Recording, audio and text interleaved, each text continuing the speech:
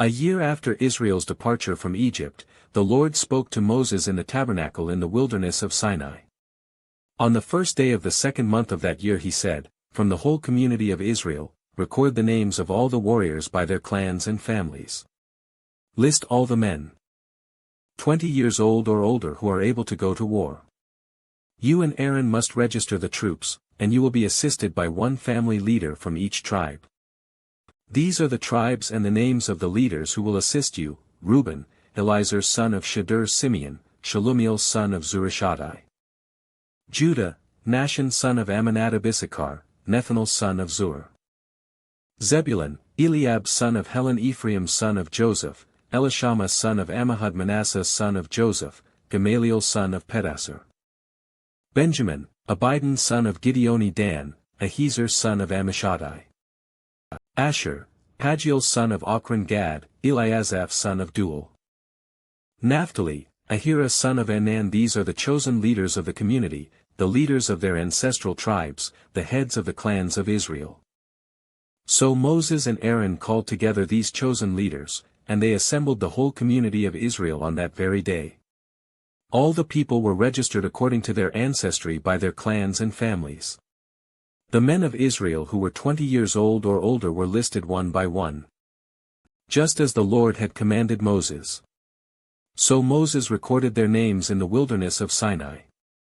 This is the number of men 20 years old or older who were able to go to war, as their names were listed in the records of their clans and families: Reuben, Jacob's oldest son, 46,500. No Simeon, 59,300. No Gad, 45,650. No Judah, 74,600. No Issachar, 54,400. No Zebulun, 57,400. No Ephraim son of Joseph, 40,500. No Manasseh son of Joseph, 32,200. No Benjamin, 35,400. No Dan, 62,700. No Asher, 41,500. No Naphtali, 53,400. No, these were the men registered by Moses and Aaron and the 12 leaders of Israel, all listed according to their ancestral descent. They were registered by families, all the men of Israel who were 20 years old or older and able to go to war. The total number was 603,550. But this total did not include the Levites. For the Lord had said to Moses, "Do not include the tribe of Levi in the registration, do not count them with the rest of the Israelites. Put the Levites in charge of the tabernacle of the covenant, along with all its furnishings and equipment. They must carry the tabernacle and all its furnishings as you travel, and they must take care of it and camp around it. Whenever it is time for the tabernacle to move, the Levites will take it down. And when it is time to stop, they will set it up again. But any unauthorized person who goes too near the tabernacle must be put to death. Each tribe of Israel will camp in a designated area with its own family banner. But the Levites will camp around the tabernacle of the covenant to protect the community of Israel from the Lord's anger. The Levites are responsible to stand guard around the tabernacle." So the Israelites did everything just as the Lord had commanded Moses.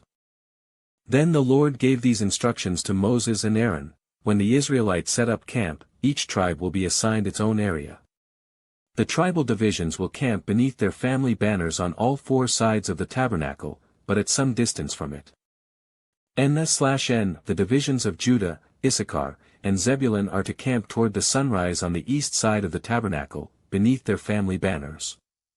These are the names of the tribes, their leaders, and the numbers of their registered troops: Judah, Nahshon son of Amminadab, 74,600. No. Issachar, Nethanel son of Zur, 54,400. No. Zebulun, Eliab son of Helon, 57,400. No. So the total of all the troops on Judah's side of the camp is 186,400. These three tribes are to lead the way whenever the Israelites travel to a new campsite. N/N, the divisions of Reuben, Simeon, and Gad are to camp on the south side of the tabernacle, beneath their family banners. These are the names of the tribes, their leaders, and the numbers of their registered troops: Reuben, Elizur son of Shadur, 46,500. No Simeon, Shalumiel son of Zurishaddai, 59,300. No Gad, Eliasaph son of Duel, 45,650. No. So the total of all the troops on Reuben's side of the camp is 151,450.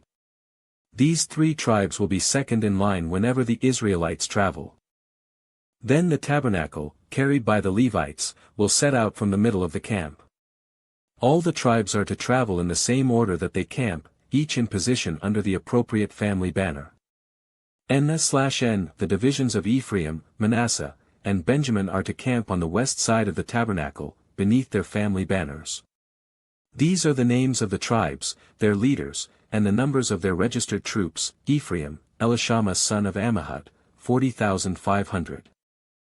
No Manasseh, Gamaliel son of Pedasur, 32,200. No Benjamin, Abidan son of Gideoni, 35,400. No. So the total of all the troops on Ephraim's side of the camp is 108,100. These three tribes will be third in line whenever the Israelites travel. N/N, the divisions of Dan, Asher, and Naphtali are to camp on the north side of the tabernacle, beneath their family banners. These are the names of the tribes, their leaders, and the numbers of their registered troops: Dan, Ahiezer son of Ammishaddai, 62,700. No. Asher, Pagiel son of Ochran, 41,500. No. Naphtali, Ahira son of Enan, 53,400. No. So the total of all the troops on Dan's side of the camp is 157,600. These three tribes will be last, marching under their banners whenever the Israelites travel. In summary, the troops of Israel listed by their families totaled 603,550. But as the Lord had commanded, the Levites were not included in this registration. So the people of Israel did everything as the Lord had commanded Moses. Each clan and family set up camp and marched under their banners exactly as the Lord had instructed them. This is the family line of Aaron and Moses as it was recorded when the Lord spoke to Moses on Mount Sinai. The names of Aaron's sons were Nadab, the oldest, Abihu, Eleazar, and Ithamar. These sons of Aaron were anointed and ordained to minister as priests. But Nadab and Abihu died in the Lord's presence in the wilderness of Sinai when they burned before the Lord the wrong kind of fire, different than he had commanded. Since they had no sons, this left only Eleazar and Ithamar to serve as priests with their father, Aaron. Then the Lord said to Moses, "Call forward the tribe of Levi, and present them to Aaron the priest to serve as his assistants. They will serve Aaron and the whole community, performing their sacred duties in and around the tabernacle. They will also maintain all the furnishings of the sacred tent, serving in the tabernacle on behalf of all the Israelites. Assign the Levites to Aaron and his sons. They have been given from among all the people of Israel to serve as their assistants. Appoint Aaron and his sons to carry out the duties of the priesthood. But any unauthorized person who goes too near the sanctuary must be put to death." And the Lord said to Moses, "Look, I have chosen the Levites from among the Israelites to serve as substitutes for all the firstborn sons of the people of Israel. The Levites belong to me.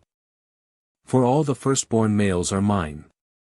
On the day I struck down all the firstborn sons of the Egyptians, I set apart for myself all the firstborn in Israel, both of people and of animals. They are mine, I am the Lord." The Lord spoke again to Moses in the wilderness of Sinai. He said, "Record the names of the members of the tribe of Levi by their families and clans. List every male who is 1 month old or older." So Moses listed them, just as the Lord had commanded. Levi had 3 sons, whose names were Gershon, Kohath, and Merari. The clans descended from Gershon were named after 2 of his descendants, Libni and Shimei. The clans descended from Kohath were named after 4 of his descendants, Amram, Izhar, Hebron, and Uzziel. The clans descended from Merari were named after 2 of his descendants, Mali and Mushi. These were the Levite clans, listed according to their family groups. The descendants of Gershon were composed of the clans descended from Libni and Shimei. There were 7,500 males 1 month old or older among these Gershonite clans. They were assigned the area to the west of the tabernacle for their camp. The leader of the Gershonite clans was Eliasaph son of Lael. These two clans were responsible to care for the tabernacle, including the sacred tent with its layers of coverings, the curtain at its entrance, the curtains of the courtyard that surrounded the tabernacle and altar, the curtain at the courtyard entrance, the ropes, and all the equipment related to their use. The descendants of Kohath were composed of the clans descended from Amram, Izhar, Hebron, and Uzziel. There were 8,600 males 1 month old or older among these Kohathite clans. They were responsible for the care of the sanctuary. And they were assigned the area south of the tabernacle for their camp. The leader of the Kohathite clans was Elizaphan son of Uzziel. These 4 clans were responsible for the care of the ark, the table, the lampstand, the altars, the various articles used in the sanctuary, the inner curtain, and all the equipment related to their use. Eleazar, son of Aaron the priest, was the chief administrator over all the Levites, with special responsibility for the oversight of the sanctuary. The descendants of Merari were composed of the clans descended from Mali and Mushi. There were 6,200 males 1 month old or older among these Merarite clans. They were assigned the area north of the tabernacle for their camp. The leader of the Merarite clans was Zuriel son of Abihail. These 2 clans were responsible for the care of the frames supporting the tabernacle, the crossbars, the pillars, the bases, and all the equipment related to their use. They were also responsible for the posts of the courtyard and all their bases, pegs, and ropes.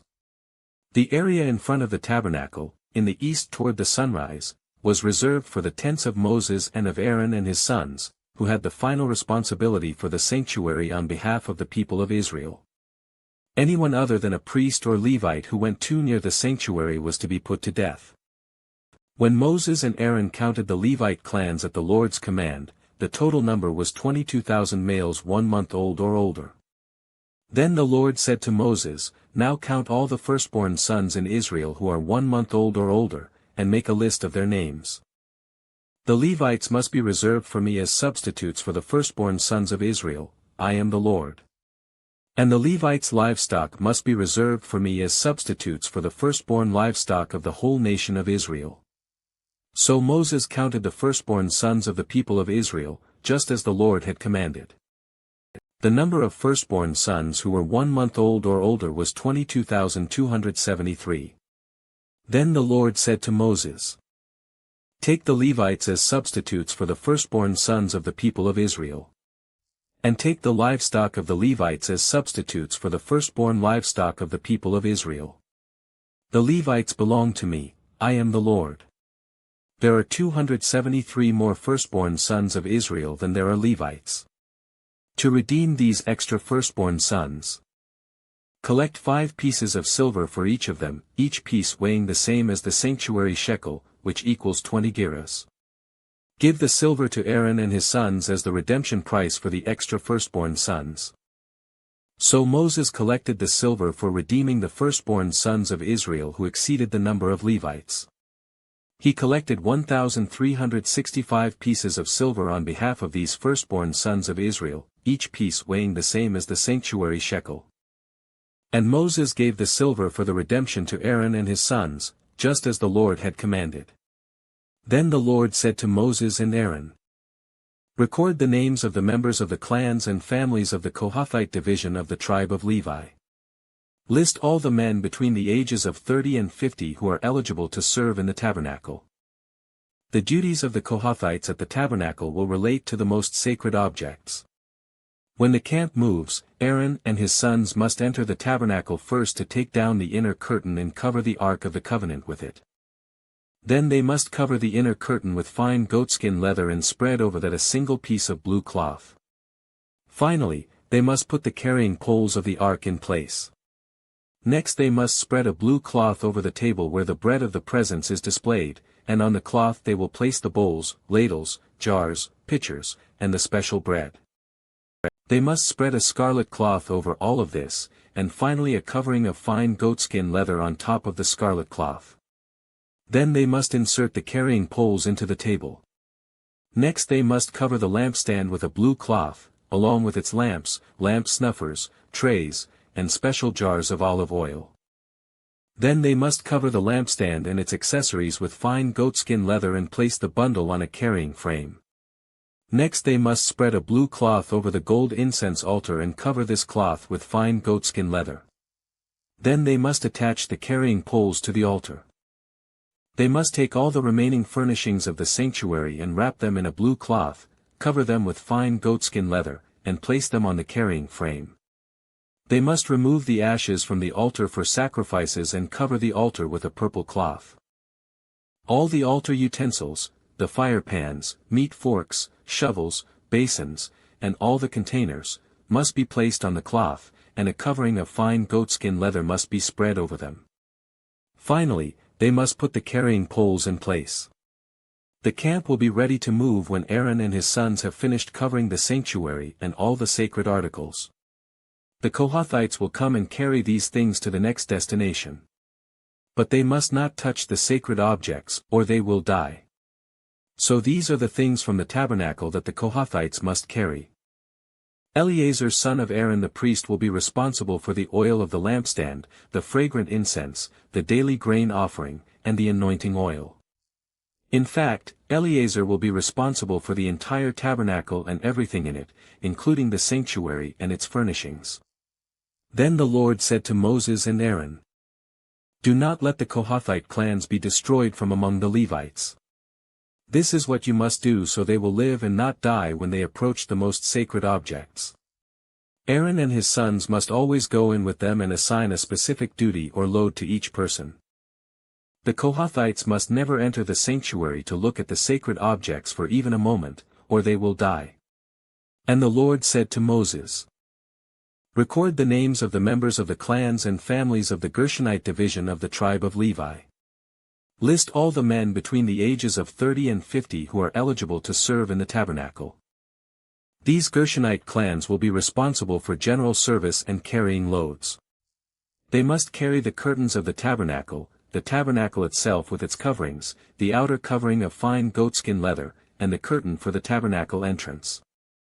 They are also to carry the curtains for the courtyard walls that surround the tabernacle and altar, the curtain across the courtyard entrance, the ropes, and all the equipment related to their use.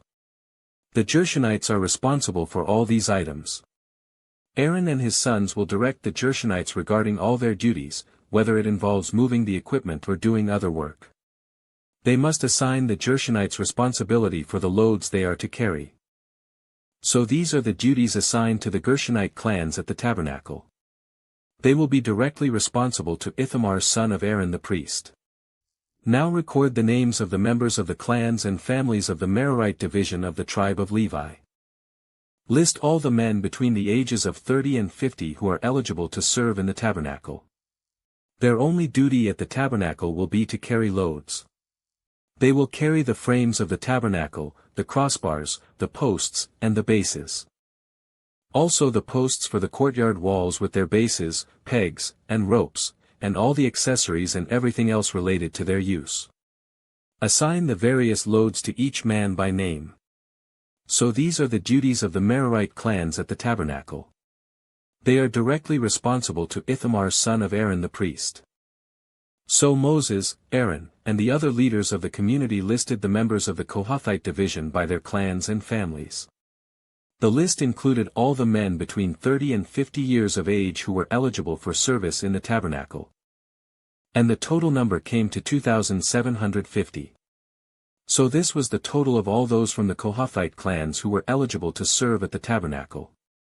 Moses and Aaron listed them, just as the Lord had commanded through Moses. The Gershonite division was also listed by its clans and families. The list included all the men between 30 and 50 years of age who were eligible for service in the tabernacle. And the total number came to 2,630. So this was the total of all those from the Gershonite clans who were eligible to serve at the tabernacle. Moses and Aaron listed them, just as the Lord had commanded. The Merarite division was also listed by its clans and families.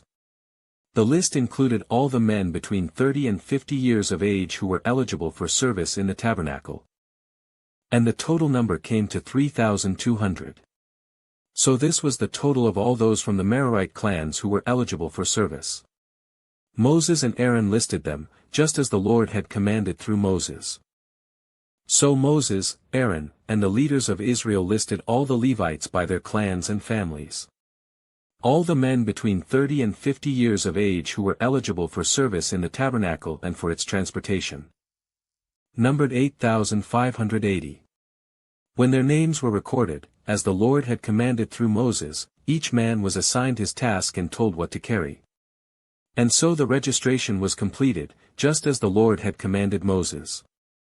The Lord gave these instructions to Moses: command the people of Israel to remove from the camp anyone who has a skin disease or a discharge, or who has become ceremonially unclean by touching a dead person. This command applies to men and women alike. Remove them so they will not defile the camp in which I live among them. So the Israelites did as the Lord had commanded Moses and removed such people from the camp. Then the Lord said to Moses, give the following instructions to the people of Israel: if any of the people, men or women, betray the Lord by doing wrong to another person, they are guilty. They must confess their sin and make full restitution for what they have done, adding an additional 20% and returning it to the person who was wronged. But if the person who was wronged is dead, and there are no near relatives to whom restitution can be made, the payment belongs to the Lord and must be given to the priest. Those who are guilty must also bring a ram as a sacrifice, and they will be purified and made right with the Lord.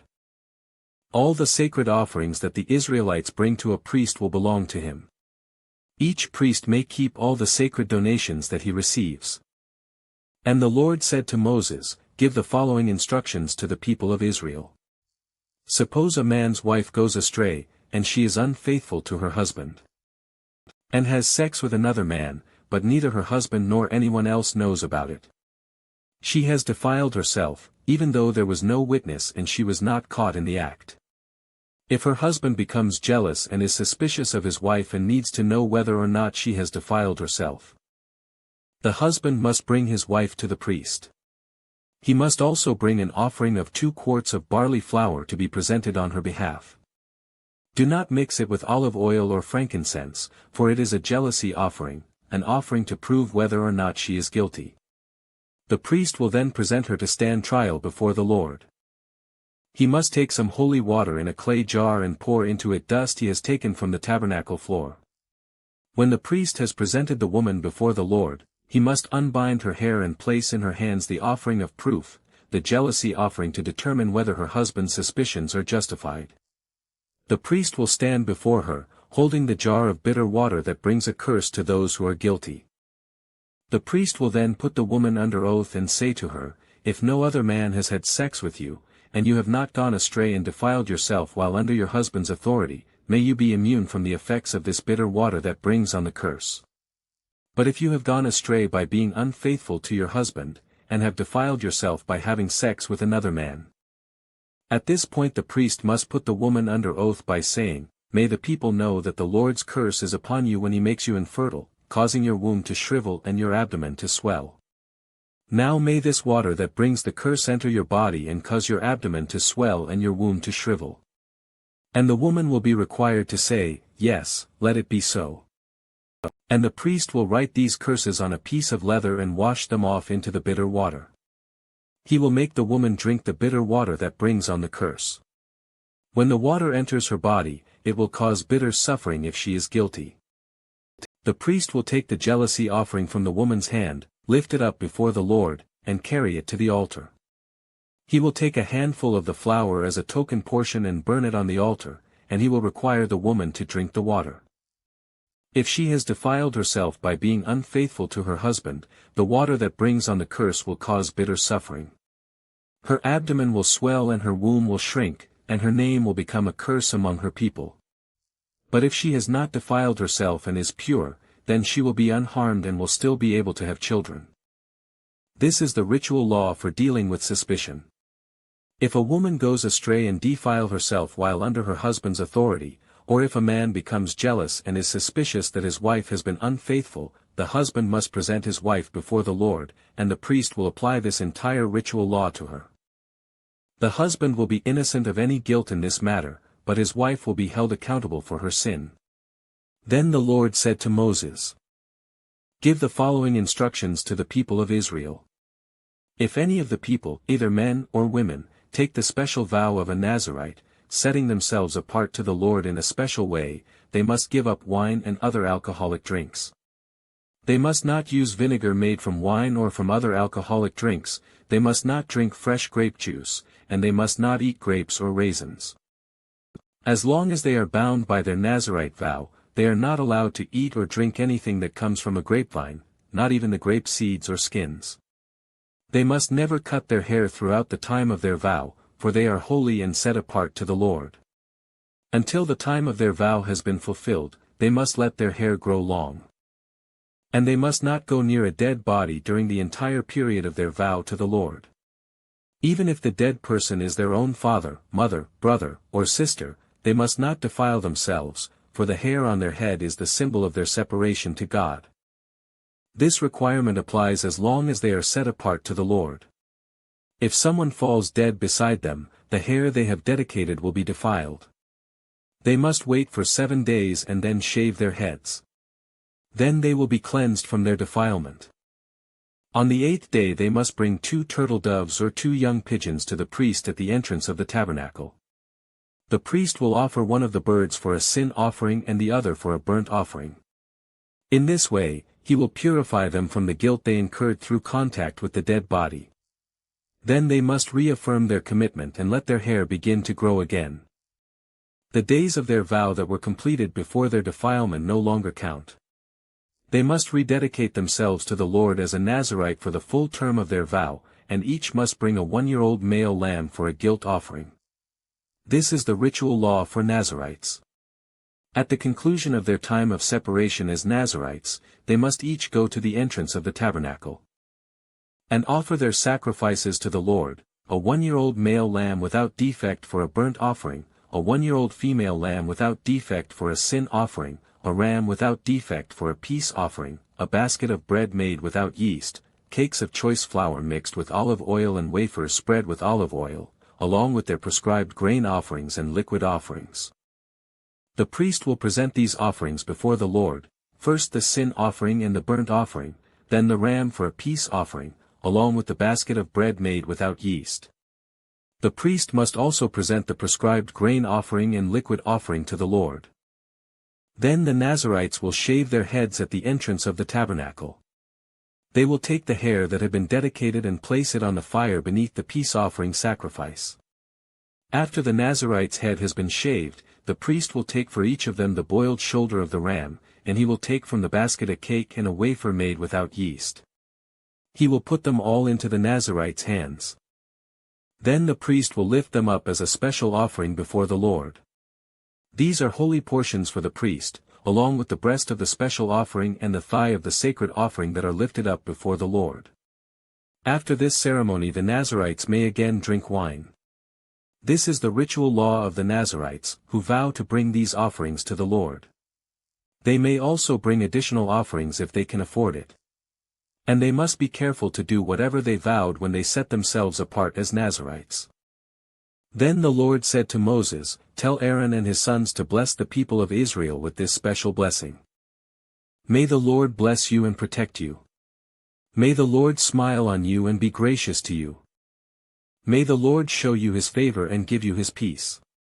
Whenever Aaron and his sons bless the people of Israel in my name, I myself will bless them."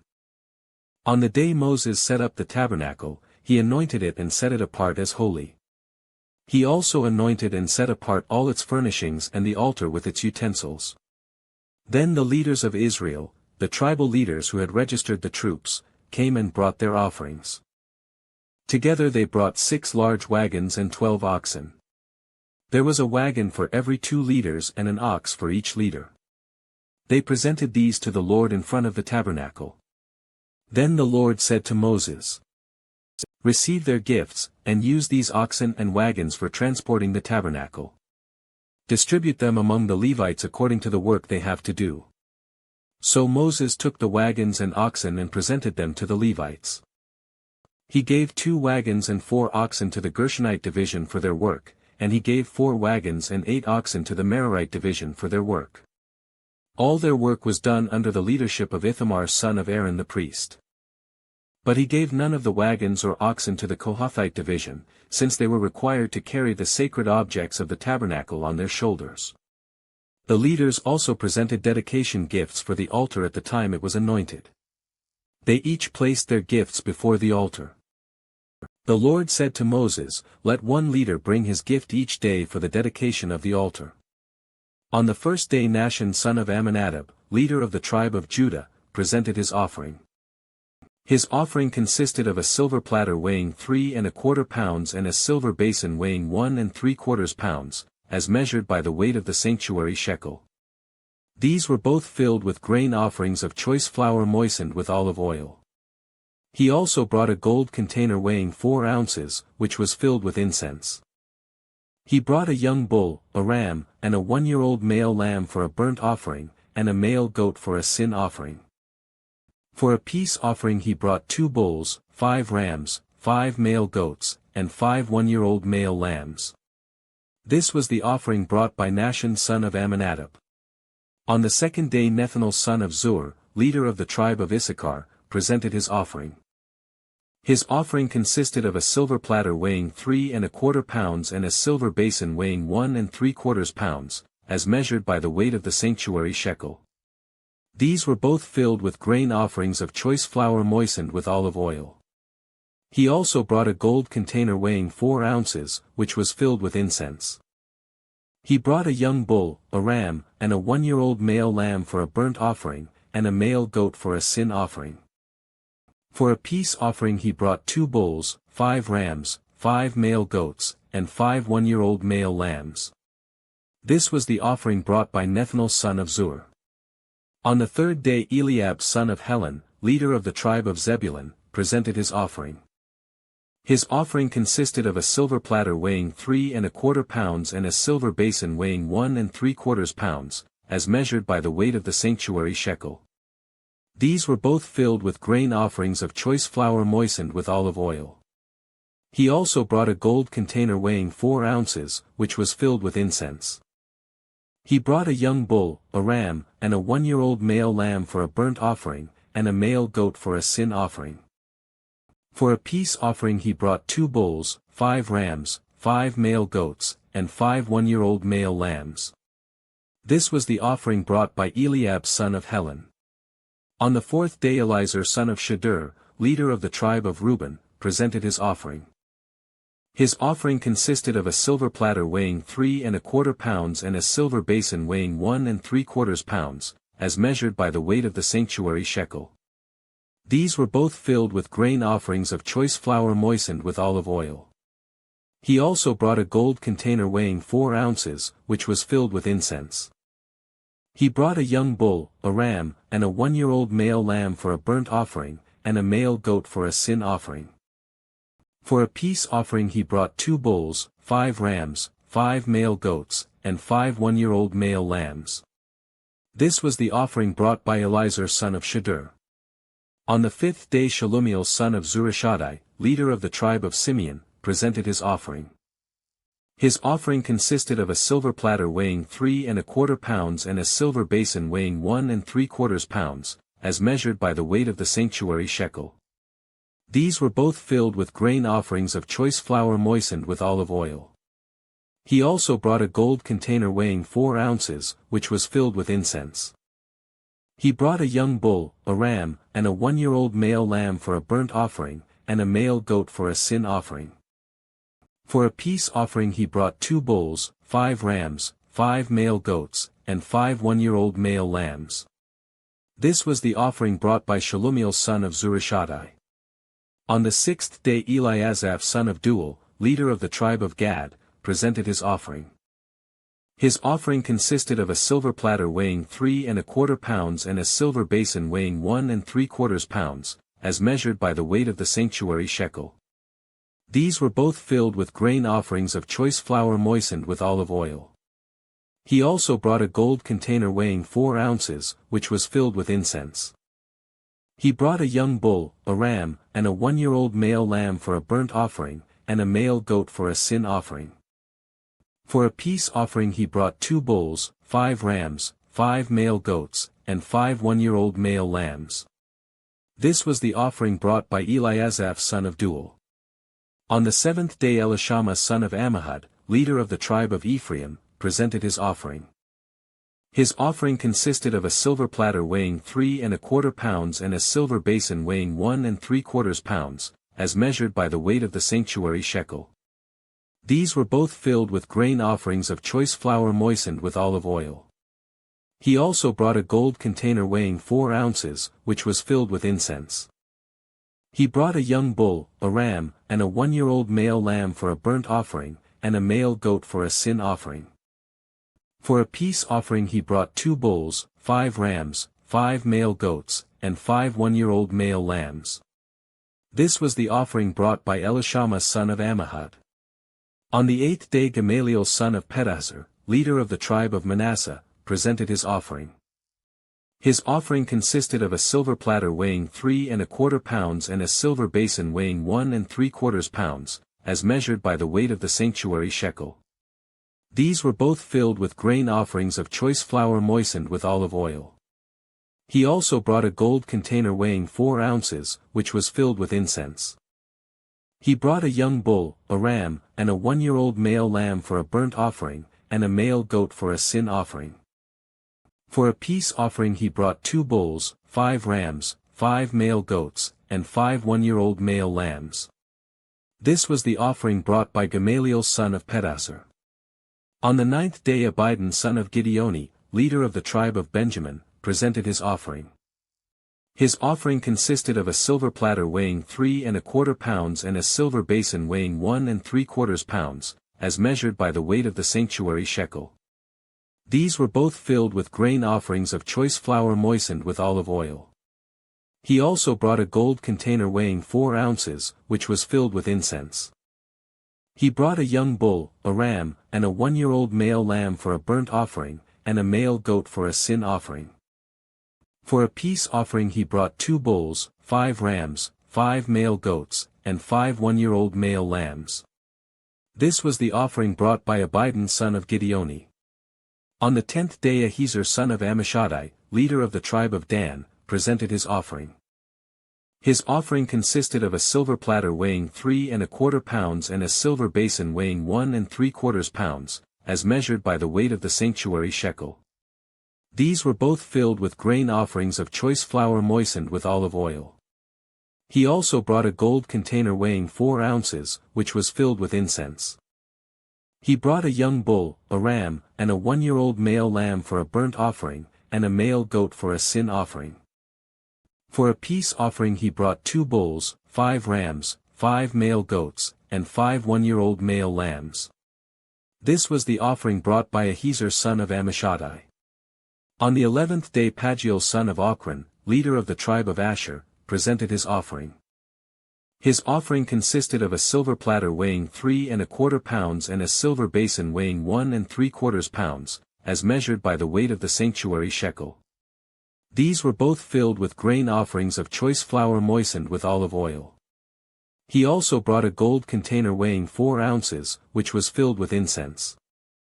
He brought a young bull, a ram, and a 1-year-old male lamb for a burnt offering, and a male goat for a sin offering. For a peace offering he brought 2 bulls, 5 rams, 5 male goats, and 5 1-year-old male lambs. This was the offering brought by Pagiel son of Ochran. On the 12th day Ahira son of Enan, leader of the tribe of Naphtali, presented his offering. His offering consisted of a silver platter weighing 3¼ pounds and a silver basin weighing 1¾ pounds, as measured by the weight of the sanctuary shekel. These were both filled with grain offerings of choice flour moistened with olive oil. He also brought a gold container weighing 4 ounces, which was filled with incense. He brought a young bull, a ram, and a 1-year-old male lamb for a burnt offering, and a male goat for a sin offering. For a peace offering he brought 2 bulls, 5 rams, 5 male goats, and 5 1-year-old male lambs. This was the offering brought by Ahira son of Enan. So this was the dedication offering brought by the leaders of Israel at the time the altar was anointed: 12 silver platters, 12 silver basins, and 12 gold incense containers. Each silver platter weighed 3¼ pounds, and each silver basin weighed 1¾ pounds. The total weight of the silver was 60 pounds, as measured by the weight of the sanctuary shekel. Each of the 12 gold containers that was filled with incense weighed 4 ounces, as measured by the weight of the sanctuary shekel. The total weight of the gold was 3 pounds. 12 young bulls, 12 rams, and 12 one-year-old male lambs were donated for the burnt offerings, along with their prescribed grain offerings. 12 male goats were brought for the sin offerings. 24 bulls, 60 rams, 60 male goats, and 61-year-old male lambs were donated for the peace offerings. This was the dedication offering for the altar after it was anointed. Whenever Moses went into the tabernacle to speak with the Lord, he heard the voice speaking to him from between the 2 cherubim above the ark's cover, the place of atonement, that rests on the ark of the covenant. The Lord spoke to him from there. The Lord said to Moses, "Give Aaron the following instructions: when you set up the 7 lamps in the lampstand, place them so their light shines forward in front of the lampstand." So Aaron did this. He set up the 7 lamps so they reflected their light forward, just as the Lord had commanded Moses. The entire lampstand, from its base to its decorative blossoms, was made of beaten gold. It was built according to the exact design the Lord had shown Moses. Then the Lord said to Moses, "Now set the Levites apart from the rest of the people of Israel and make them ceremonially clean. Do this by sprinkling them with the water of purification, and have them shave their entire body and wash their clothing. Then they will be ceremonially clean. Have them bring a young bull and a grain offering of choice flour moistened with olive oil, along with a second young bull for a sin offering. Then assemble the whole community of Israel, and present the Levites at the entrance of the tabernacle. When you present the Levites before the Lord, the people of Israel must lay their hands on them. Raising his hands, Aaron must then present the Levites to the Lord as a special offering from the people of Israel, thus dedicating them to the Lord's service. Next the Levites will lay their hands on the heads of the young bulls. Present one as a sin offering and the other as a burnt offering to the Lord, to purify the Levites and make them right with the Lord. Then have the Levites stand in front of Aaron and his sons, and raise your hands and present them as a special offering to the Lord. In this way, you will set the Levites apart from the rest of the people of Israel, and the Levites will belong to me. After this, they may go into the tabernacle to do their work, because you have purified them and presented them as a special offering. Of all the people of Israel, the Levites are reserved for me. I have claimed them for myself in place of all the firstborn sons of the Israelites. I have taken the Levites as their substitutes. For all the firstborn males among the people of Israel are mine, both of people and of animals. I set them apart for myself on the day I struck down all the firstborn sons of the Egyptians. Yes, I have claimed the Levites in place of all the firstborn sons of Israel. And of all the Israelites, I have assigned the Levites to Aaron and his sons. They will serve in the tabernacle on behalf of the Israelites and make sacrifices to purify the people so no plague will strike them when they approach the sanctuary. So Moses, Aaron, and the whole community of Israel dedicated the Levites, carefully following all the Lord's instructions to Moses. The Levites purified themselves from sin and washed their clothes, and Aaron lifted them up and presented them to the Lord as a special offering. He then offered a sacrifice to purify them and make them right with the Lord. After that the Levites went into the tabernacle to perform their duties, assisting Aaron and his sons. So they carried out all the commands that the Lord gave Moses concerning the Levites. The Lord also instructed Moses. This is the rule the Levites must follow: they must begin serving in the tabernacle at the age of 25, and they must retire at the age of 50. After retirement they may assist their fellow Levites by serving as guards at the tabernacle, but they may not officiate in the service. This is how you must assign duties to the Levites. A year after Israel's departure from Egypt, the Lord spoke to Moses in the wilderness of Sinai. In the first month of that year he said, "Tell the Israelites to celebrate the Passover at the prescribed time, at twilight on the 14th day of the first month. Be sure to follow all my decrees and regulations concerning this celebration." So Moses told the people to celebrate the Passover in the wilderness of Sinai as twilight fell on the 14th day of the month. And they celebrated the festival there, just as the Lord had commanded Moses. But some of the men had been ceremonially defiled by touching a dead body, so they could not celebrate the Passover that day. They came to Moses and Aaron that day and said, "We have become ceremonially unclean by touching a dead body. But why should we be prevented from presenting the Lord's offering at the proper time with the rest of the Israelites?" Moses answered, "Wait here until I have received instructions for you from the Lord." This was the Lord's reply to Moses. "Give the following instructions to the people of Israel: if any of the people now or in future generations are ceremonially unclean at Passover time because of touching a dead body, or if they are on a journey and cannot be present at the ceremony, they may still celebrate the Lord's Passover. They must offer the Passover sacrifice 1 month later, at twilight on the 14th day of the second month. They must eat the Passover lamb at that time with bitter salad greens and bread made without yeast. They must not leave any of the lamb until the next morning, and they must not break any of its bones. They must follow all the normal regulations concerning the Passover. But those who neglect to celebrate the Passover at the regular time, even though they are ceremonially clean and not away on a trip, will be cut off from the community of Israel. If they fail to present the Lord's offering at the proper time, they will suffer the consequences of their guilt. And if foreigners living among you want to celebrate the Passover to the Lord, they must follow these same decrees and regulations. The same laws apply both to native-born Israelites and to the foreigners living among you. On the day the tabernacle was set up, the cloud covered it.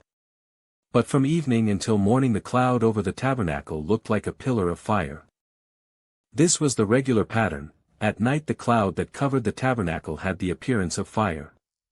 Whenever the cloud lifted from over the sacred tent, the people of Israel would break camp and follow it. And wherever the cloud settled, the people of Israel would set up camp. In this way, they traveled and camped at the Lord's command wherever he told them to go. Then they remained in their camp as long as the cloud stayed over the tabernacle. If the cloud remained over the tabernacle for a long time, the Israelites stayed and performed their duty to the Lord. Sometimes the cloud would stay over the tabernacle for only a few days, so the people would stay for only a few days, as the Lord commanded. Then at the Lord's command they would break camp and move on. Sometimes the cloud stayed only overnight and lifted the next morning. But day or night, when the cloud lifted, the people broke camp and moved on. Whether the cloud stayed above the tabernacle for 2 days, a month, or a year, the people of Israel stayed in camp and did not move on. But as soon as it lifted, they broke camp and moved on. So they camped or traveled at the Lord's command, and they did whatever the Lord told them through Moses. Now the Lord said to Moses, "Make 2 trumpets of hammered silver for calling the community to assemble and for signaling the breaking of camp. When both trumpets are blown, everyone must gather before you at the entrance of the tabernacle. But if only one trumpet is blown, then only the leaders, the heads of the clans of Israel, must present themselves to you. When you sound the signal to move on, the tribes camped on the east side of the tabernacle must break camp and move forward. When you sound the signal a second time, the tribes camped on the south will follow. You must sound short blasts as the signal for moving on. But when you call the people to an assembly, blow the trumpets with a different signal. Only the priests, Aaron's descendants, are allowed to blow the trumpets. This is a permanent law for you, to be observed from generation to generation. When you arrive in your own land and go to war against your enemies who attack you, sound the alarm with the trumpets. Then the Lord your God will remember you and rescue you from your enemies. Blow the trumpets in times of gladness, too, sounding them at your annual festivals and at the beginning of each month. And blow the trumpets over your burnt offerings and peace offerings. The trumpets will remind your God of his covenant with you. I am the Lord your God. In the 2nd year after Israel's departure from Egypt, on the 20th day of the 2nd month, the cloud lifted from the tabernacle of the covenant. So the Israelites set out from the wilderness of Sinai and traveled on from place to place until the cloud stopped in the wilderness of Paran. When the people set out for the first time, following the instructions the Lord had given through Moses, Judah's troops led the way. They marched behind their banner, and their leader was Nahshon son of Amminadab. They were joined by the troops of the tribe of Issachar, led by Nethanel son of Zur, and the troops of the tribe of Zebulun, led by Eliab son of Helon. Then the tabernacle was taken down, and the Gershonite and Merarite divisions of the Levites were next in the line of march, carrying the tabernacle with them. Reuben's troops went next, marching behind their banner. Their leader was Elizur son of Shedeur. They were joined by the troops of the tribe of Simeon, led by Shalumiel son of Zurishaddai, and the troops of the tribe of Gad, led by Eliasaph son of Duel. Next came the Kohathite division of the Levites, carrying the sacred objects from the tabernacle. Before they arrived at the next camp, the tabernacle would already be set up at its new location.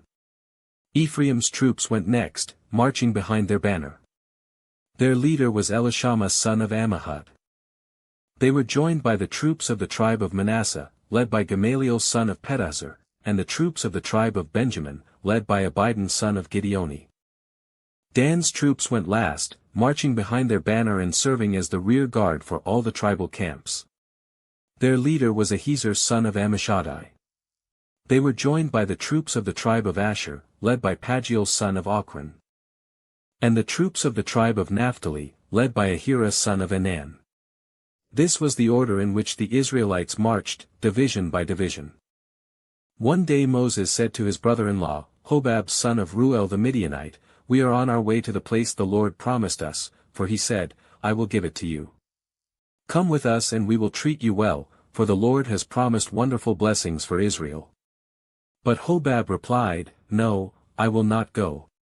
I must return to my own land and family." "Please don't leave us," Moses pleaded. "You know the places in the wilderness where we should camp. Come, be our guide. If you do, we'll share with you all the blessings the Lord gives us." They marched for 3 days after leaving the mountain of the Lord, with the ark of the Lord's covenant moving ahead of them to show them where to stop and rest. As they moved on each day, the cloud of the Lord hovered over them. And whenever the ark set out, Moses would shout, "Arise, O Lord, and let your enemies be scattered. Let them flee before you." And when the ark was set down, he would say, "Return, O Lord, to the countless thousands of Israel." Soon the people began to complain about their hardship, and the Lord heard everything they said. Then the Lord's anger blazed against them, and he sent a fire to rage among them, and he destroyed some of the people in the outskirts of the camp. Then the people screamed to Moses for help, and when he prayed to the Lord, the fire stopped. After that, the area was known as Tabra, which means, the place of burning, because fire from the Lord had burned among them there. Then the foreign rabble who were traveling with the Israelites began to crave the good things of Egypt. And the people of Israel also began to complain. "Oh, for some meat," they exclaimed. "We remember the fish we used to eat for free in Egypt. And we had all the cucumbers, melons, leeks, onions, and garlic we wanted. But now our appetites are gone. All we ever see is this manna." The manna looked like small coriander seeds, and it was pale yellow like gum resin. The people would go out and gather it from the ground. They made flour by grinding it with hand mills or pounding it in mortars. Then they boiled it in a pot and made it into flat cakes. These cakes tasted like pastries baked with olive oil. The manna came down on the camp with the dew during the night. Moses heard all the families standing in the doorways of their tents whining, and the Lord became extremely angry. Moses was also very aggravated. And Moses said to the Lord, "Why are you treating me, your servant, so harshly? Have mercy on me. What did I do to deserve the burden of all these people? Did I give birth to them? Did I bring them into the world? Why did you tell me to carry them in my arms like a mother carries a nursing baby? How can I carry them to the land you swore to give their ancestors? Where am I supposed to get meat for all these people? They keep whining to me, saying, give us meat to eat. I can't carry all these people by myself. The load is far too heavy.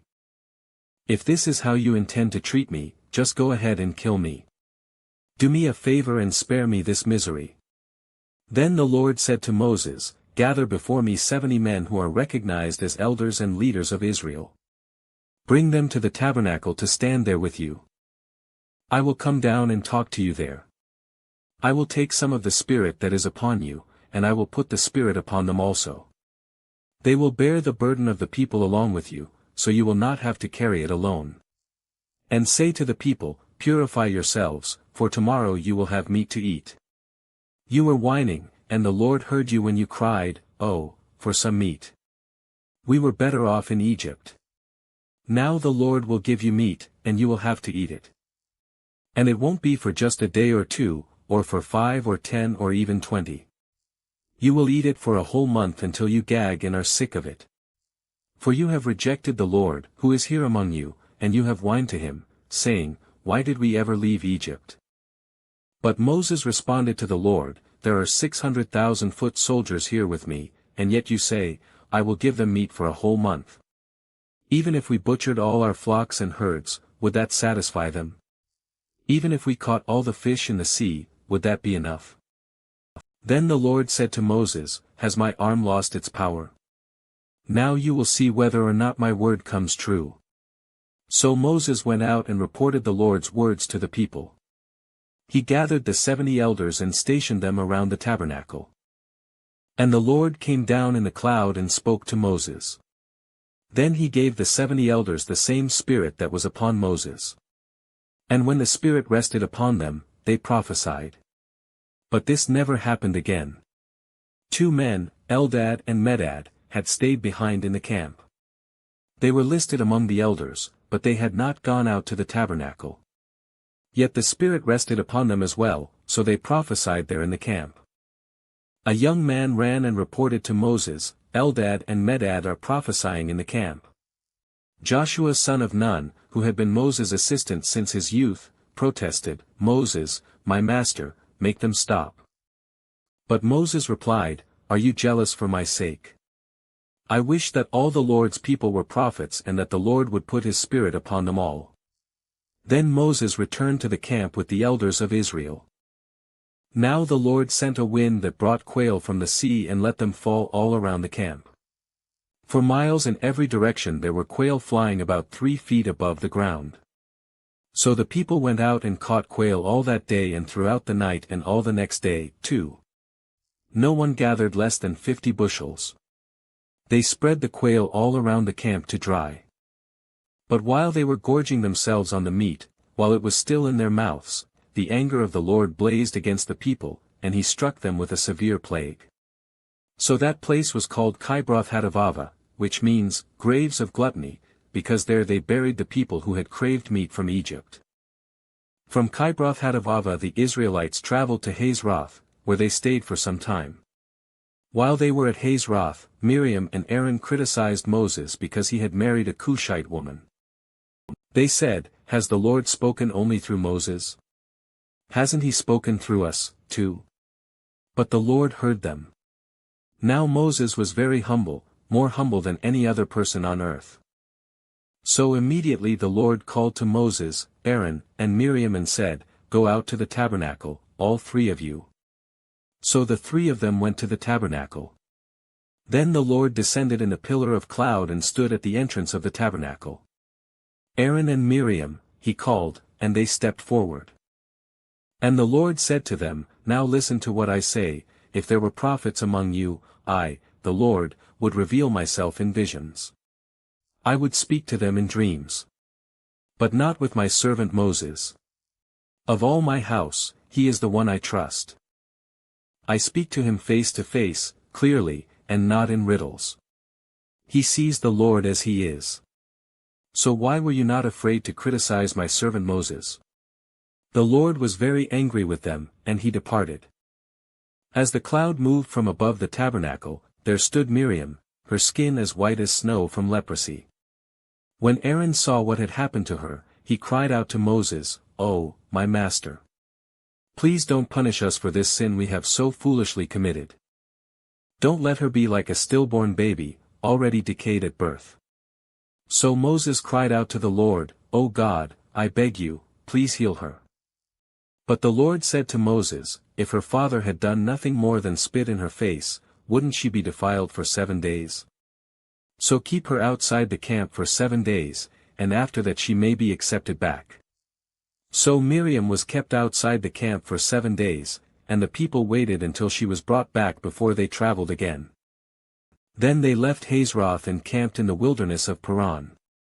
The Lord now said to Moses, Send out men to explore the land of Canaan, the land I am giving to the Israelites. Send 1 leader from each of the 12 ancestral tribes. So Moses did as the Lord commanded him. He sent out 12 men, all tribal leaders of Israel, from their camp in the wilderness of Paran. These were the tribes and the names of their leaders: Reuben, Shammua son of Zachar; Simeon, Shaphat son of Hori; Judah, Caleb son of Jephunneh; Issachar, Igal son of Joseph; Ephraim, Hosea son of Nun; Benjamin, Palti son of Raphu; Zebulun, Gadiel son of Sodi; Manasseh son of Joseph, Guddi son of Suzi; Dan, Amiel son of Jamalai; Asher, Sethur son of Michael; Naphtali, Nabi son of Vopsi; Gad, Gul son of Maki. These are the names of the men Moses sent out to explore the land. Moses called Hosea son of Nun by the name Joshua. Moses gave the men these instructions as he sent them out to explore the land: Go north through the Negev into the hill country. See what the land is like, and find out whether the people living there are strong or weak, few or many. See what kind of land they live in. Is it good or bad? Do their towns have walls, or are they unprotected like open camps? Is the soil fertile or poor? Are there many trees? Do your best to bring back samples of the crops you see. It happened to be the season for harvesting the first ripe grapes. So they went up and explored the land from the wilderness of Zin as far as Rehob, near Lebo-Hamath. Going north, they passed through the Negev and arrived at Hebron, where Ahiman, Sheshai, and Talmai, all descendants of Anak, lived. The ancient town of Hebron was founded 7 years before the Egyptian city of Zoan. When they came to the valley of Eshcol, they cut down a branch with a single cluster of grapes so large that it took 2 of them to carry it on a pole between them. They also brought back samples of the pomegranates and figs. That place was called the Valley of Eshcol, which means cluster, because of the cluster of grapes the Israelite men cut there. After exploring the land for 40 days, the men returned to Moses, Aaron, and the whole community of Israel at Kadesh in the wilderness of Paran. They reported to the whole community what they had seen and showed them the fruit they had taken from the land. This was their report to Moses: We entered the land you sent us to explore, and it is indeed a bountiful country, a land flowing with milk and honey. Here is the kind of fruit it produces. But the people living there are powerful, and their towns are large and fortified. We even saw giants there, the descendants of Anak.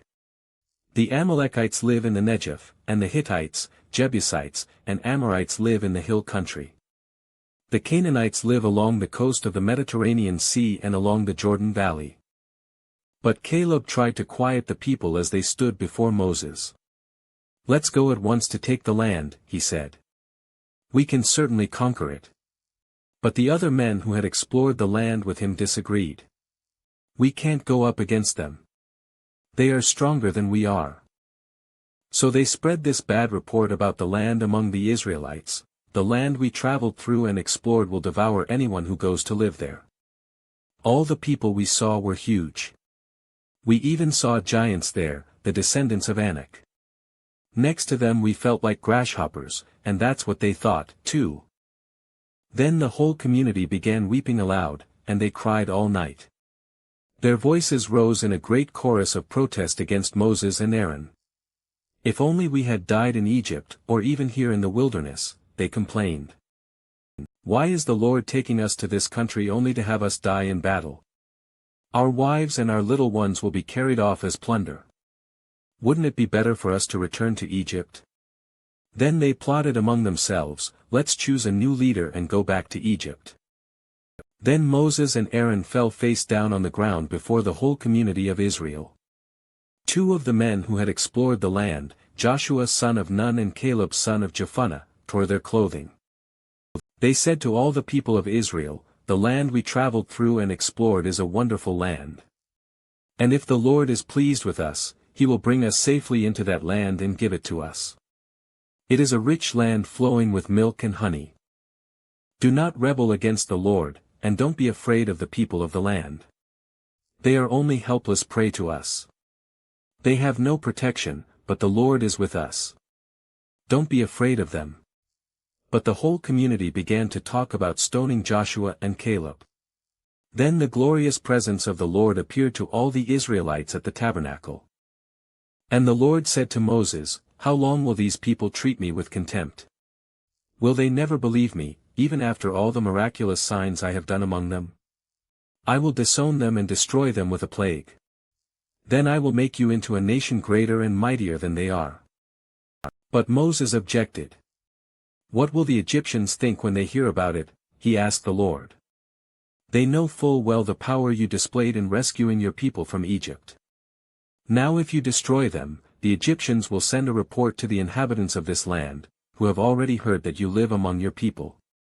They know, Lord, that you have appeared to your people face to face and that your pillar of cloud hovers over them.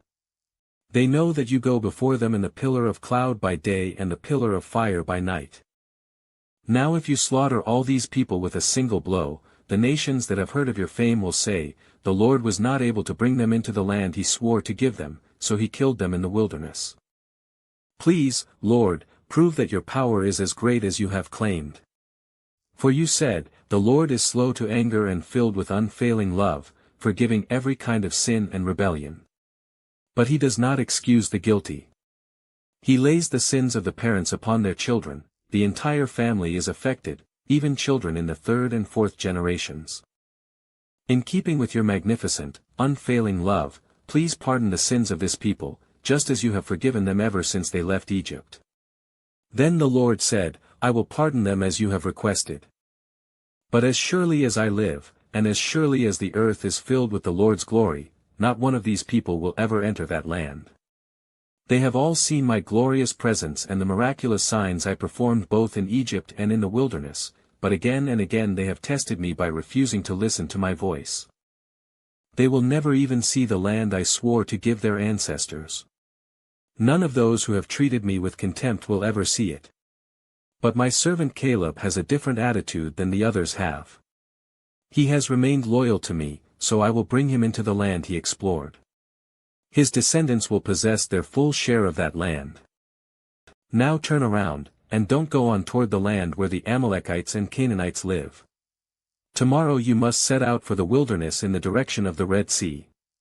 Then the Lord said to Moses and Aaron, "How long must I put up with this wicked community and its complaints about me? Yes, I have heard the complaints the Israelites are making against me. Now tell them this, 'As surely as I live, declares the Lord, I will do to you the very things I heard you say. You will all drop dead in this wilderness. Because you complained against me, every one of you who is 20 years old or older and was included in the registration will die. You will not enter and occupy the land I swore to give you. The only exceptions will be Caleb son of Jephunneh and Joshua son of Nun. You said your children would be carried off as plunder. Well, I will bring them safely into the land, and they will enjoy what you have despised. But as for you, you will drop dead in this wilderness. And your children will be like shepherds, wandering in the wilderness for 40 years. In this way, they will pay for your faithlessness, until the last of you lies dead in the wilderness. Because your men explored the land for 40 days, you must wander in the wilderness for 40 years, a year for each day, suffering the consequences of your sins. Then you will discover what it is like to have me for an enemy. I, the Lord, have spoken. I will certainly do these things to every member of the community who has conspired against me. They will be destroyed here in this wilderness, and here they will die." The 10 men Moses had sent to explore the land, the ones who incited rebellion against the Lord with their bad report. were struck dead with a plague before the Lord. Of the 12 who had explored the land, only Joshua and Caleb remained alive. When Moses reported the Lord's words to all the Israelites, the people were filled with grief. Then they got up early the next morning and went to the top of the range of hills. "Let's go," they said. "We realize that we have sinned, but now we are ready to enter the land the Lord has promised us." But Moses said, "Why are you now disobeying the Lord's orders to return to the wilderness? It won't work. Do not go up into the land now. You will only be crushed by your enemies because the Lord is not with you. When you face the Amalekites and Canaanites in battle, you will be slaughtered. The Lord will abandon you because you have abandoned the Lord." But the people defiantly pushed ahead toward the hill country, even though neither Moses nor the ark of the Lord's covenant left the camp. Then the Amalekites and the Canaanites who lived in those hills came down and attacked them and chased them back as far as Hormah. Then the Lord told Moses, "Give the following instructions to the people of Israel. When you finally settle in the land I am giving you, you will offer special gifts as a pleasing aroma to the Lord. These gifts may take the form of a burnt offering, a sacrifice to fulfill a vow, a voluntary offering, or an offering at any of your annual festivals, and they may be taken from your herds of cattle or your flocks of sheep and goats. When you present these offerings, you must also give the Lord a grain offering of 2 quarts of choice flour mixed with 1 quart of olive oil. For each lamb offered as a burnt offering or a special sacrifice, you must also present 1 quart of wine as a liquid offering. If the sacrifice is a ram, give a grain offering of 4 quarts of choice flour mixed with 1/3 of a gallon of olive oil, and give 1/3 of a gallon of wine as a liquid offering. This will be a pleasing aroma to the Lord. When you present a young bull as a burnt offering or as a sacrifice to fulfill a vow or as a peace offering to the Lord, you must also give a grain offering of 6 quarts of choice flour mixed with 2 quarts of olive oil. And give 2 quarts of wine as a liquid offering. This will be a special gift, a pleasing aroma to the Lord. Each sacrifice of a bull, ram, lamb, or young goat should be prepared in this way. Follow these instructions with each offering you present. All of you native-born Israelites must follow these instructions when you offer a special gift as a pleasing aroma to the Lord. And if any foreigners visit you or live among you and want to present a special gift as a pleasing aroma to the Lord, they must follow these same procedures. Native-born Israelites and foreigners are equal before the Lord and are subject to the same decrees. This is a permanent law for you, to be observed from generation to generation. The same instructions and regulations will apply both to you and to the foreigners living among you. Then the Lord said to Moses, "Give the following instructions to the people of Israel. When you arrive in the land where I am taking you, and you eat the crops that grow there, you must set some aside as a sacred offering to the Lord. Present a cake from the first of the flour you grind, and set it aside as a sacred offering, as you do with the first grain from the threshing floor. Throughout the generations to come, you are to present a sacred offering to the Lord each year from the first of your ground flour. But suppose you unintentionally fail to carry out all these commands that the Lord has given you through Moses. And suppose your descendants in the future fail to do everything the Lord has commanded through Moses. If the mistake was made unintentionally, and the community was unaware of it, the whole community must present a young bull for a burnt offering as a pleasing aroma to the Lord. It must be offered along with its prescribed grain offering and liquid offering and with 1 male goat for a sin offering. With it the priest will purify the whole community of Israel, making them right with the Lord, and they will be forgiven. For it was an unintentional sin, and they have corrected it with their offerings to the Lord, the special gift and the sin offering. The whole community of Israel will be forgiven, including the foreigners living among you, for all the people were involved in the sin. If one individual commits an unintentional sin, the guilty person must bring a 1-year-old female goat for a sin offering. The priest will sacrifice it to purify the guilty person before the Lord, and that person will be forgiven. These same instructions apply both to native-born Israelites and to the foreigners living among you. But those who brazenly violate the Lord's will, whether native-born Israelites or foreigners, have blasphemed the Lord, and they must be cut off from the community. Since they have treated the Lord's word with contempt and deliberately disobeyed his command, they must be completely cut off and suffer the punishment for their guilt. One day while the people of Israel were in the wilderness, they discovered a man gathering wood on the Sabbath day. The people who found him doing this took him before Moses, Aaron, and the rest of the community. They held him in custody because they did not know what to do with him. Then the Lord said to Moses, "The man must be put to death. The whole community must stone him outside the camp." So the whole community took the man outside the camp and stoned him to death, just as the Lord had commanded Moses. Then the Lord said to Moses, "Give the following instructions to the people of Israel. Throughout the generations to come you must make tassels for the hems of your clothing and attach them with a blue cord. When you see the tassels, you will remember and obey all the commands of the Lord instead of following your own desires and defiling yourselves, as you are prone to do. The tassels will help you remember that you must obey all my commands and be holy to your God. I am the Lord your God who brought you out of the land of Egypt that I might be your God. I am the Lord your God." One day Korah son of Izhar, a descendant of Kohath son of Levi, conspired with Dathan and Abiram, the sons of Eliab, and On son of Peleth, from the tribe of Reuben. They incited a rebellion against Moses, along with 250 other leaders of the community, all prominent members of the assembly. They united against Moses and Aaron and said, "You have gone too far. The whole community of Israel has been set apart by the Lord, and he is with all of us. What right do you have to act as though you are greater than the rest of the Lord's people?" When Moses heard what they were saying, he fell face down on the ground. Then he said to Korah and his followers, "Tomorrow morning the Lord will show us who belongs to him and who is holy. The Lord will allow only those whom he selects to enter his own presence. Korah, you and all your followers must prepare your incense burners. Light fires in them tomorrow, and burn incense before the Lord. Then we will see whom the Lord chooses as his Holy One. You Levites are the ones who have gone too far." Then Moses spoke again to Korah, "Now listen, you Levites.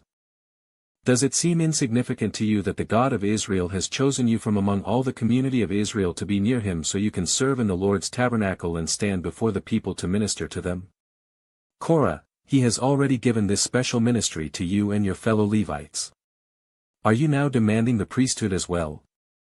The Lord is the one you and your followers are really revolting against. For who is Aaron that you are complaining about him?" Then Moses summoned Dathan and Abiram, the sons of Eliab, but they replied, "We refuse to come before you. Isn't it enough that you brought us out of Egypt, a land flowing with milk and honey, to kill us here in this wilderness, and that you now treat us like your subjects? What's more, you haven't brought us into another land flowing with milk and honey. You haven't given us a new homeland with fields and vineyards. Are you trying to fool these men? We will not come." Then Moses became very angry and said to the Lord, "Do not accept their grain offerings. I have not taken so much as a donkey from them, and I have never hurt a single one of them." And Moses said to Korah, "You and all your followers must come here tomorrow and present yourselves before the Lord. Aaron will also be here. You and each of your 250 followers must prepare an incense burner and put incense on it, so you can all present them before the Lord. Aaron will also bring his incense burner." So each of these men prepared an incense burner, lit the fire, and placed incense on it. Then they all stood at the entrance of the tabernacle with Moses and Aaron. Meanwhile, Korah had stirred up the entire community against Moses and Aaron, and they all gathered at the tabernacle entrance. Then the glorious presence of the Lord appeared to the whole community, and the Lord said to Moses and Aaron, "Get away from all these people so that I may instantly destroy them." But Moses and Aaron fell face down on the ground. "O God," they pleaded, "you are the God who gives breath to all creatures. Must you be angry with all the people when only one man sins?" And the Lord said to Moses, "Then tell all the people to get away from the tents of Korah, Dathan, and Abiram." So Moses got up and rushed over to the tents of Dathan and Abiram, followed by the elders of Israel. "Quick," he told the people. "Get away from the tents of these wicked men, and don't touch anything that belongs to them. If you do, you will be destroyed for their sins." So all the people stood back from the tents of Korah, Dathan, and Abiram. Then Dathan and Abiram came out and stood at the entrances of their tents, together with their wives and children and little ones. And Moses said, "This is how you will know that the Lord has sent me to do all these things that I have done, for I have not done them on my own. If these men die a natural death, or if nothing unusual happens, then the Lord has not sent me. But if the Lord does something entirely new and the ground opens its mouth and swallows them and all their belongings, and they go down alive into the grave, then you will know that these men have shown contempt for the Lord." He had hardly finished speaking the words when the ground suddenly split open beneath them. The earth opened its mouth and swallowed the men, along with their households and all their followers who were standing with them, and everything they owned. So they went down alive into the grave, along with all their belongings. The earth closed over them, and they all vanished from among the people of Israel. All the people around them fled when they heard their screams. "The earth will swallow us, too," they cried. Then fire blazed forth from the Lord and burned up the 250 men who were offering incense. And the Lord said to Moses, "Tell Eleazar son of Aaron the priest to pull all the incense burners from the fire, for they are holy. Also tell him to scatter the burning coals. Take the incense burners of these men who have sinned at the cost of their lives, and hammer the metal into a thin sheet to overlay the altar. Since these burners were used in the Lord's presence, they have become holy. Let them serve as a warning to the people of Israel." So Eleazar the priest collected the 250 bronze incense burners that had been used by the men who died in the fire, and the bronze was hammered into a thin sheet to overlay the altar. This would warn the Israelites that no unauthorized person, no one who was not a descendant of Aaron, should ever enter the Lord's presence to burn incense. If anyone did, the same thing would happen to him as happened to Korah and his followers. So the Lord's instructions to Moses were carried out. But the very next morning the whole community of Israel began muttering again against Moses and Aaron, saying, "You have killed the Lord's people." As the community gathered to protest against Moses and Aaron, they turned toward the tabernacle and saw that the cloud had covered it, and the glorious presence of the Lord appeared. Moses and Aaron came and stood in front of the tabernacle, and the Lord said to Moses, "Get away from all these people so that I can instantly destroy them." But Moses and Aaron fell face down on the ground. And Moses said to Aaron, "Quick, take an incense burner and place burning coals on it from the altar. Lay incense on it, and carry it out among the people to purify them and make them right with the Lord. The Lord's anger is blazing against them, the plague has already begun." Aaron did as Moses told him and ran out among the people. The plague had already begun to strike down the people, but Aaron burned the incense and purified the people.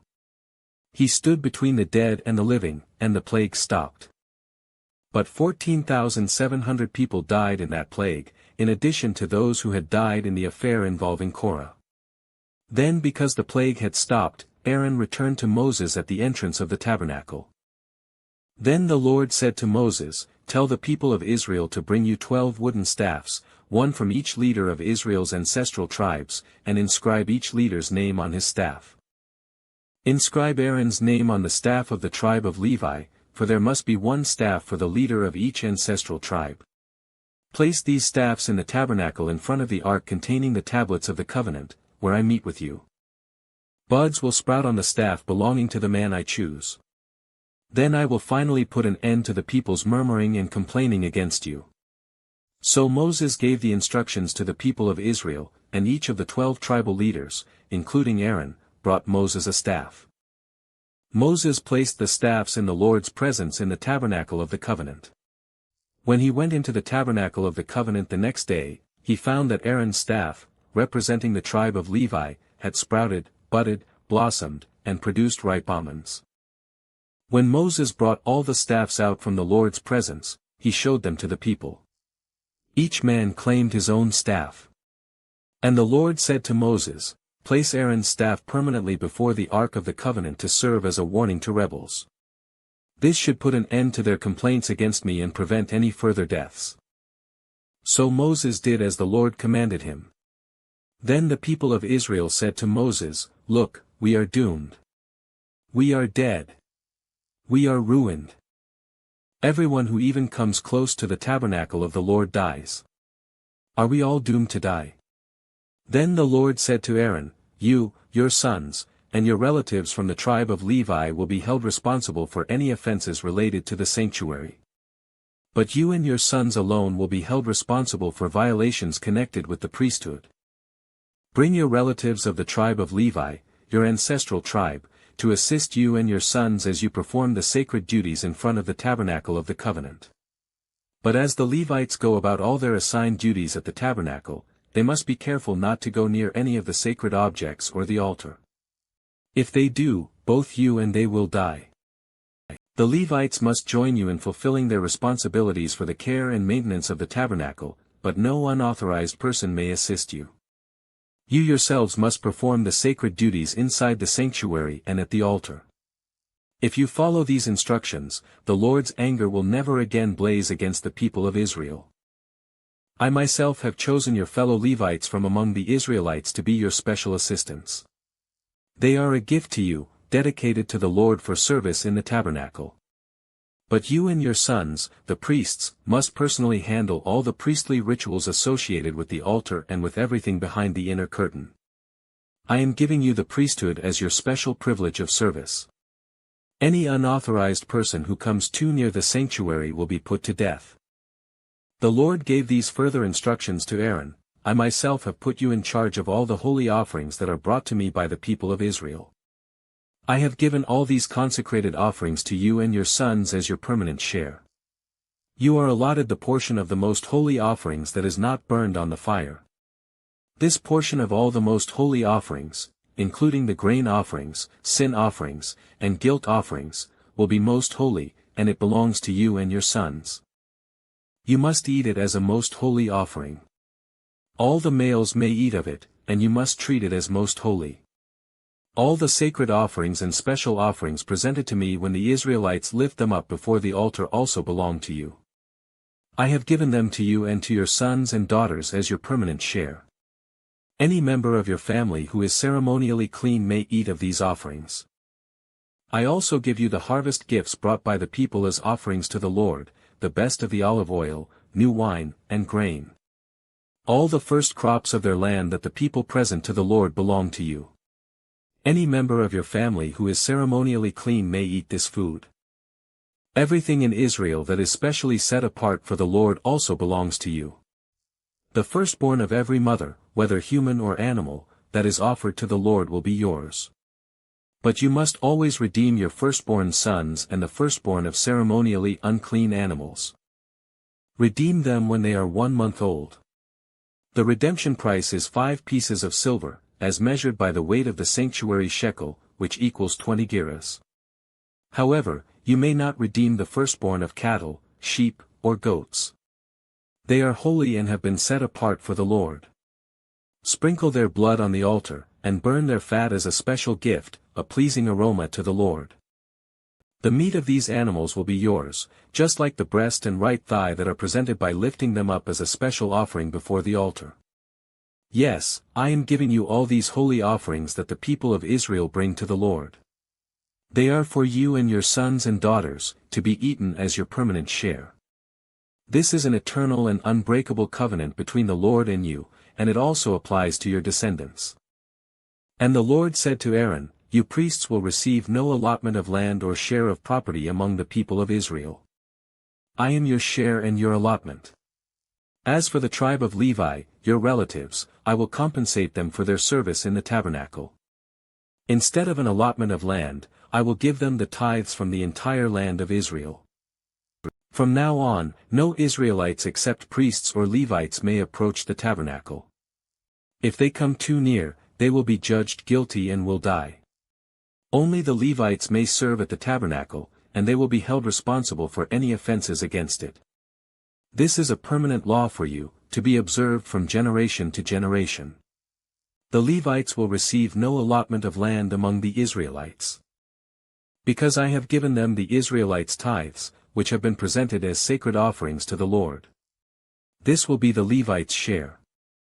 That is why I said they would receive no allotment of land among the Israelites. The Lord also told Moses, "Give these instructions to the Levites, when you receive from the people of Israel the tithes I have assigned as your allotment, give a tenth of the tithes you receive, a tithe of the tithe, to the Lord as a sacred offering. The Lord will consider this offering to be your harvest offering, as though it were the first grain from your own threshing floor or wine from your own winepress. You must present 1/10 of the tithe received from the Israelites as a sacred offering to the Lord. This is the Lord's sacred portion, and you must present it to Aaron the priest. Be sure to give to the Lord the best portions of the gifts given to you. Also, give these instructions to the Levites, when you present the best part as your offering, it will be considered as though it came from your own threshing floor or winepress. You Levites and your families may eat this food anywhere you wish, for it is your compensation for serving in the tabernacle. You will not be considered guilty for accepting the Lord's tithes if you give the best portion to the priests. But be careful not to treat the holy gifts of the people of Israel as though they were common. If you do, you will die." The Lord said to Moses and Aaron, "Here is another legal requirement commanded by the Lord, tell the people of Israel to bring you a red heifer, a perfect animal that has no defects and has never been yoked to a plow. Give it to Eleazar the priest, and it will be taken outside the camp and slaughtered in his presence. Eleazar will take some of its blood on his finger and sprinkle it 7 times toward the front of the tabernacle. As Eleazar watches, the heifer must be burned, its hide, meat, blood, and dung. Eleazar the priest must then take a stick of cedar, a hyssop branch, and some scarlet yarn and throw them into the fire where the heifer is burning. Then the priest must wash his clothes and bathe himself in water. Afterward he may return to the camp, though he will remain ceremonially unclean until evening. The man who burns the animal must also wash his clothes and bathe himself in water, and he, too, will remain unclean until evening. Then someone who is ceremonially clean will gather up the ashes of the heifer and deposit them in a purified place outside the camp. They will be kept there for the community of Israel to use in the water for the purification ceremony. This ceremony is performed for the removal of sin. The man who gathers up the ashes of the heifer must also wash his clothes, and he will remain ceremonially unclean until evening. This is a permanent law for the people of Israel and any foreigners who live among them. All those who touch a dead human body will be ceremonially unclean for 7 days. They must purify themselves on the 3rd and 7th days with the water of purification, then they will be purified. But if they do not do this on the 3rd and 7th days, they will continue to be unclean even after the 7th day. All those who touch a dead body and do not purify themselves in the proper way defile the Lord's tabernacle, and they will be cut off from the community of Israel. Since the water of purification was not sprinkled on them, their defilement continues. This is the ritual law that applies when someone dies inside a tent. All those who enter that tent and those who were inside when the death occurred will be ceremonially unclean for 7 days. Any open container in the tent that was not covered with a lid is also defiled. And if someone in an open field touches the corpse of someone who was killed with a sword or who died a natural death, or if someone touches a human bone or a grave, that person will be defiled for 7 days. To remove the defilement, put some of the ashes from the burnt purification offering in a jar, and pour fresh water over them. Then someone who is ceremonially clean must take a hyssop branch and dip it into the water. That person must sprinkle the water on the tent, on all the furnishings in the tent, and on the people who were in the tent, also on the person who touched a human bone, or touched someone who was killed or who died naturally, or touched a grave. On the 3rd and 7th days the person who is ceremonially clean must sprinkle the water on those who are defiled. Then on the 7th day the people being cleansed must wash their clothes and bathe themselves, and that evening they will be cleansed of their defilement. But those who become defiled and do not purify themselves will be cut off from the community, for they have defiled the sanctuary of the Lord. Since the water of purification has not been sprinkled on them, they remain defiled. This is a permanent law for the people. Those who sprinkle the water of purification must afterward wash their clothes, and anyone who then touches the water used for purification will remain defiled until evening. Anything and anyone that a defiled person touches will be ceremonially unclean until evening. In the first month of the year, the whole community of Israel arrived in the wilderness of Zin and camped at Kadesh.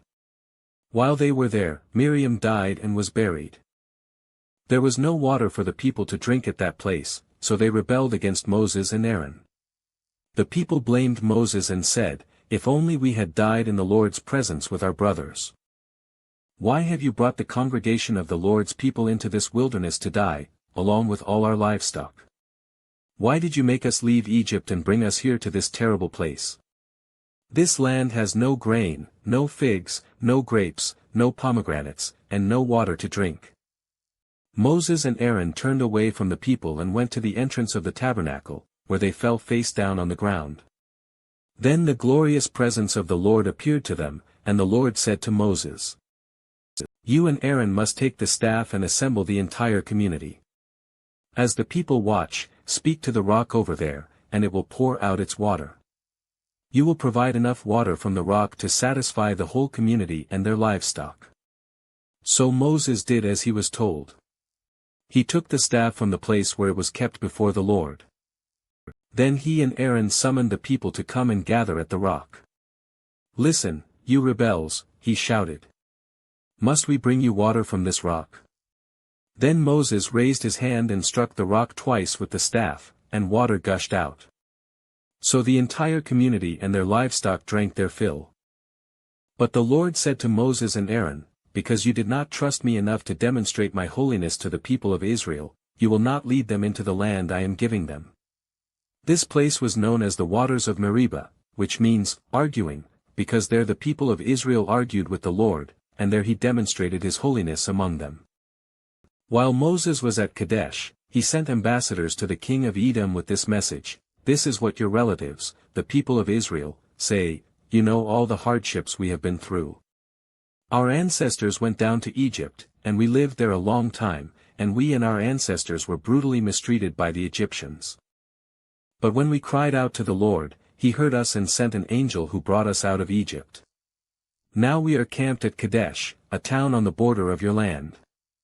Please let us travel through your land. We will be careful not to go through your fields and vineyards. We won't even drink water from your wells. We will stay on the king's road and never leave it until we have passed through your territory." But the king of Edom said, "Stay out of my land, or I will meet you with an army." The Israelites answered, "We will stay on the main road. If our livestock drink your water, we will pay for it. Just let us pass through your country. That's all we ask." But the king of Edom replied, "Stay out. You may not pass through our land." With that he mobilized his army and marched out against them with an imposing force. Because Edom refused to allow Israel to pass through their country, Israel was forced to turn around. The whole community of Israel left Kadesh and arrived at Mount Hor. There, on the border of the land of Edom, the Lord said to Moses and Aaron, "The time has come for Aaron to join his ancestors in death. He will not enter the land I am giving the people of Israel, because the two of you rebelled against my instructions concerning the water at Meribah. Now take Aaron and his son Eleazar up Mount Hor. There you will remove Aaron's priestly garments and put them on Eleazar, his son. Aaron will die there and join his ancestors." So Moses did as the Lord commanded. The three of them went up Mount Hor together as the whole community watched. At the summit, Moses removed the priestly garments from Aaron and put them on Eleazar, Aaron's son. Then Aaron died there on top of the mountain, and Moses and Eleazar went back down.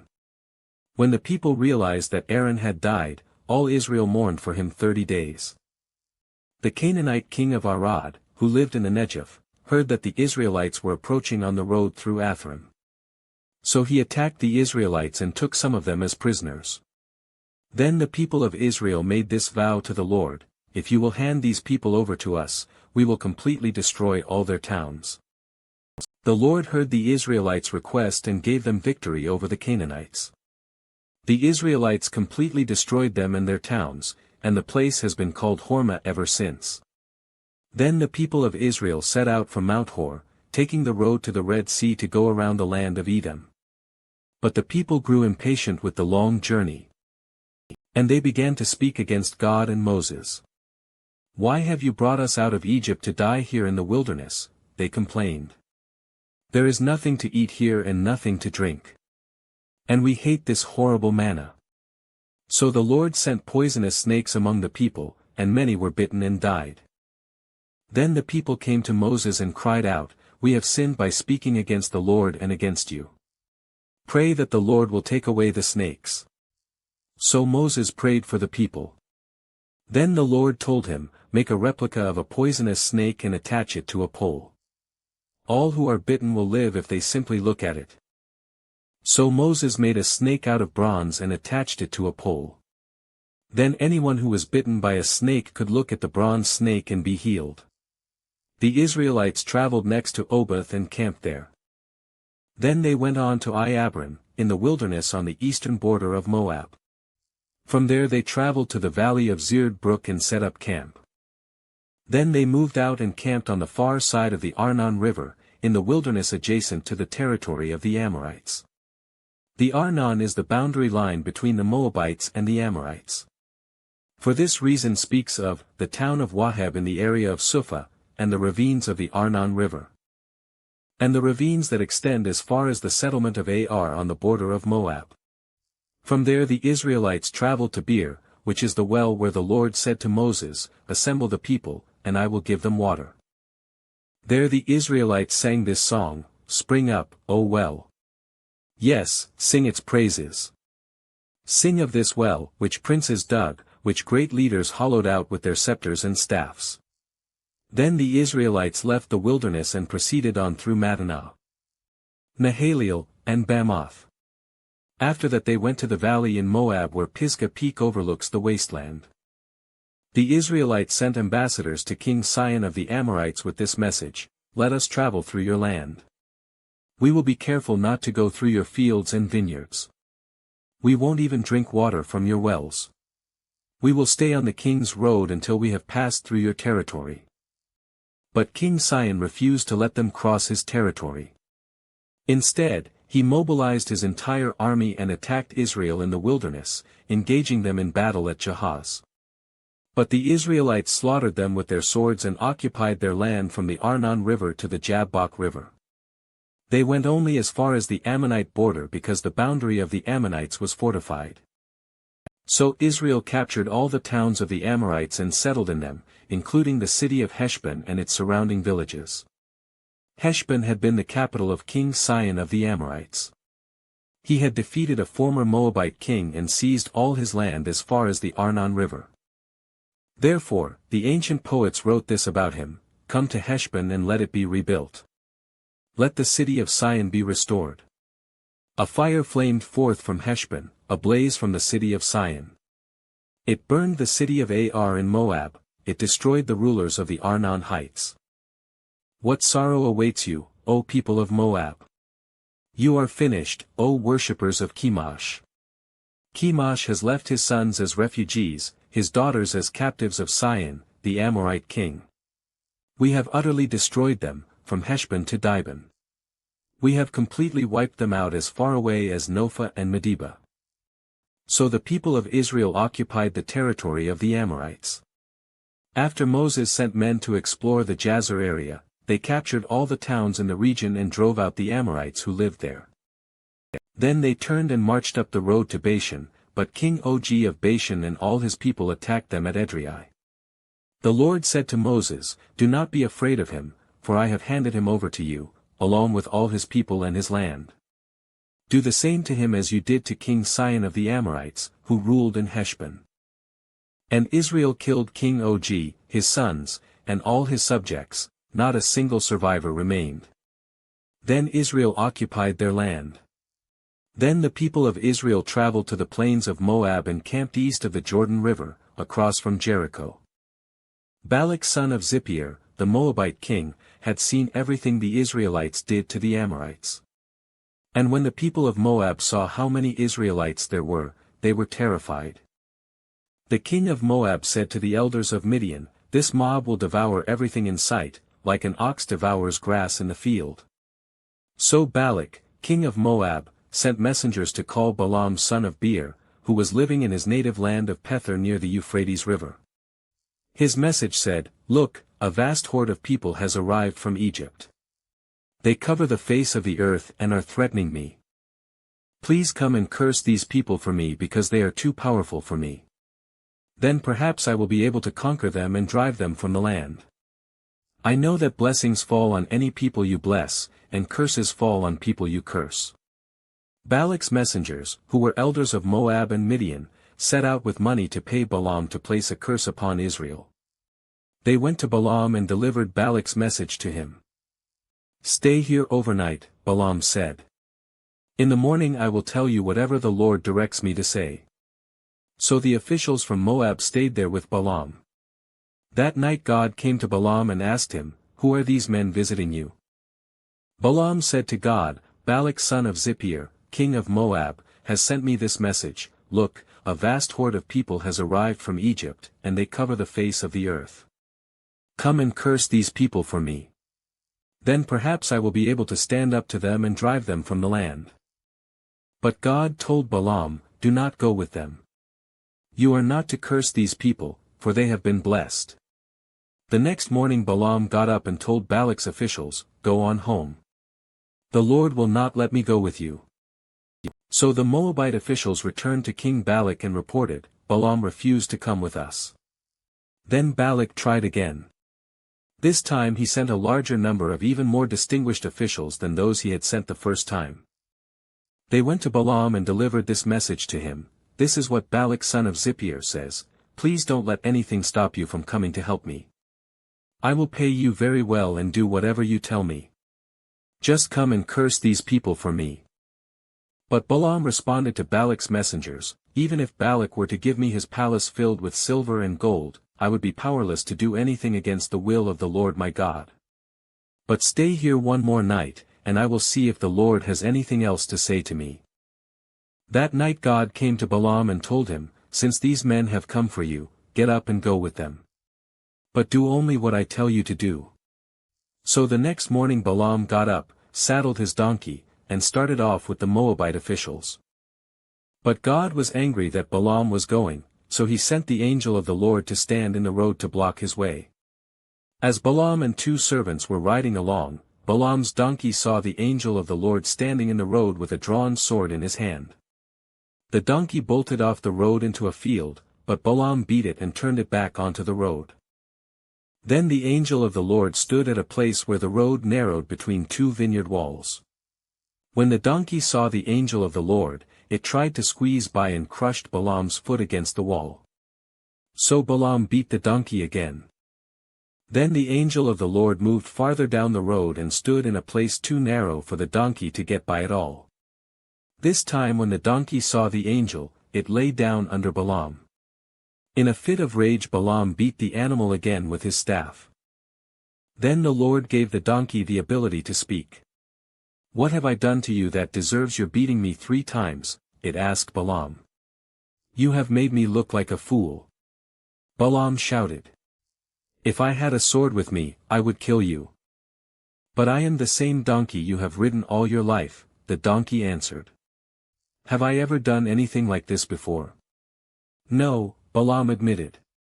Then the Lord opened Balaam's eyes, and he saw the angel of the Lord standing in the roadway with a drawn sword in his hand. Balaam bowed his head and fell face down on the ground before him. "Why did you beat your donkey those 3 times, the angel of the Lord demanded. "Look, I have come to block your way because you are stubbornly resisting me." 3 times the donkey saw me and shied away, otherwise, would certainly have killed you by now and spared the donkey. Then Balaam confessed to the angel of the Lord, "I have sinned. I didn't realize you were standing in the road to block my way. I will return home if you are against my going." But the angel of the Lord told Balaam, "Go with these men, but say only what I tell you to say." So Balaam went on with Balak's officials. When King Balak heard that Balaam was on the way, he went out to meet him at a Moabite town on the Arnon River at the farthest border of his land.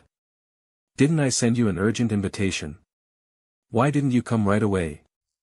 Balak asked Balaam. "Didn't you believe me when I said I would reward you richly?" Balaam replied, Look, now I have come, but I have no power to say whatever I want. I will speak only the message that God puts in my mouth. Then Balaam accompanied Balak to Kiriath-Huzoth, where the king sacrificed cattle and sheep. He sent portions of the meat to Balaam and the officials who were with him. The next morning Balak took Balaam up to Bamathbal. From there he could see some of the people of Israel spread out below him. Then Balaam said to King Balak, Build me 7 altars here, and prepare 7 young bulls and 7 rams for me to sacrifice. Balak followed his instructions, and the 2 of them sacrificed a young bull and a ram on each altar. Then Balaam said to Balak, Stand here by your burnt offerings, and I will go to see if the Lord will respond to me. Then I will tell you whatever he reveals to me. So Balaam went alone to the top of a bare hill, and God met him there. Balaam said to him, I have prepared 7 altars and have sacrificed a young bull and a ram on each altar. The Lord gave Balaam a message for King Balak. Then he said, Go back to Balak and give him my message. So Balaam returned and found the king standing beside his burnt offerings with all the officials of Moab. This was the message Balaam delivered, Balak summoned me to come from Aram, the king of Moab brought me from the eastern hills. Come, he said, curse Jacob for me. Come and announce Israel's doom. But how can I curse those whom God has not cursed? How can I condemn those whom the Lord has not condemned? I see them from the cliff tops, I watch them from the hills. I see a people who live by themselves, set apart from other nations. Who can count Jacob's descendants, as numerous as dust? Who can count even 1/4 of Israel's people? Let me die like the righteous, let my life end like theirs. Then King Balak demanded of Balaam, What have you done to me? I brought you to curse my enemies. Instead, you have blessed them. But Balaam replied, I will speak only the message that the Lord puts in my mouth. Then King Balak told him, Come with me to another place. There you will see another part of the nation of Israel, but not all of them. Curse at least that many. So Balak took Balaam to the plateau of Zophim on Pisgah Peak. He built 7 altars there and offered a young bull and a ram on each altar. Then Balaam said to the king, Stand here by your burnt offerings while I go over there to meet the Lord. And the Lord met Balaam and gave him a message. Then he said, Go back to Balak and give him my message. So Balaam returned and found the king standing beside his burnt offerings with all the officials of Moab. What did the Lord say? Balak asked eagerly.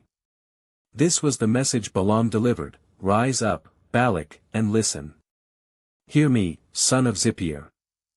God is not a man, so he does not lie. He is not human, so he does not change his mind.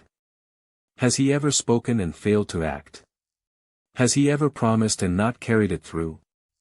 Listen, I received a command to bless, God has blessed, and I cannot reverse it. No misfortune is in his plan for Jacob, no trouble is in store for Israel. For the Lord their God is with them, he has been proclaimed their king. God brought them out of Egypt, for them he is as strong as a wild ox. No curse can touch Jacob, no magic has any power against Israel. For now it will be said of Jacob, what wonders God has done for Israel. These people rise up like a lioness, like a majestic lion rousing itself. They refuse to rest until they have feasted on prey, drinking the blood of the slaughtered. Then Balak said to Balaam, Fine, but if you won't curse them, at least don't bless them. But Balaam replied to Balak, Didn't I tell you that I can do only what the Lord tells me? Then King Balak said to Balaam, Come, I will take you to one more place. Perhaps it will please God to let you curse them from there.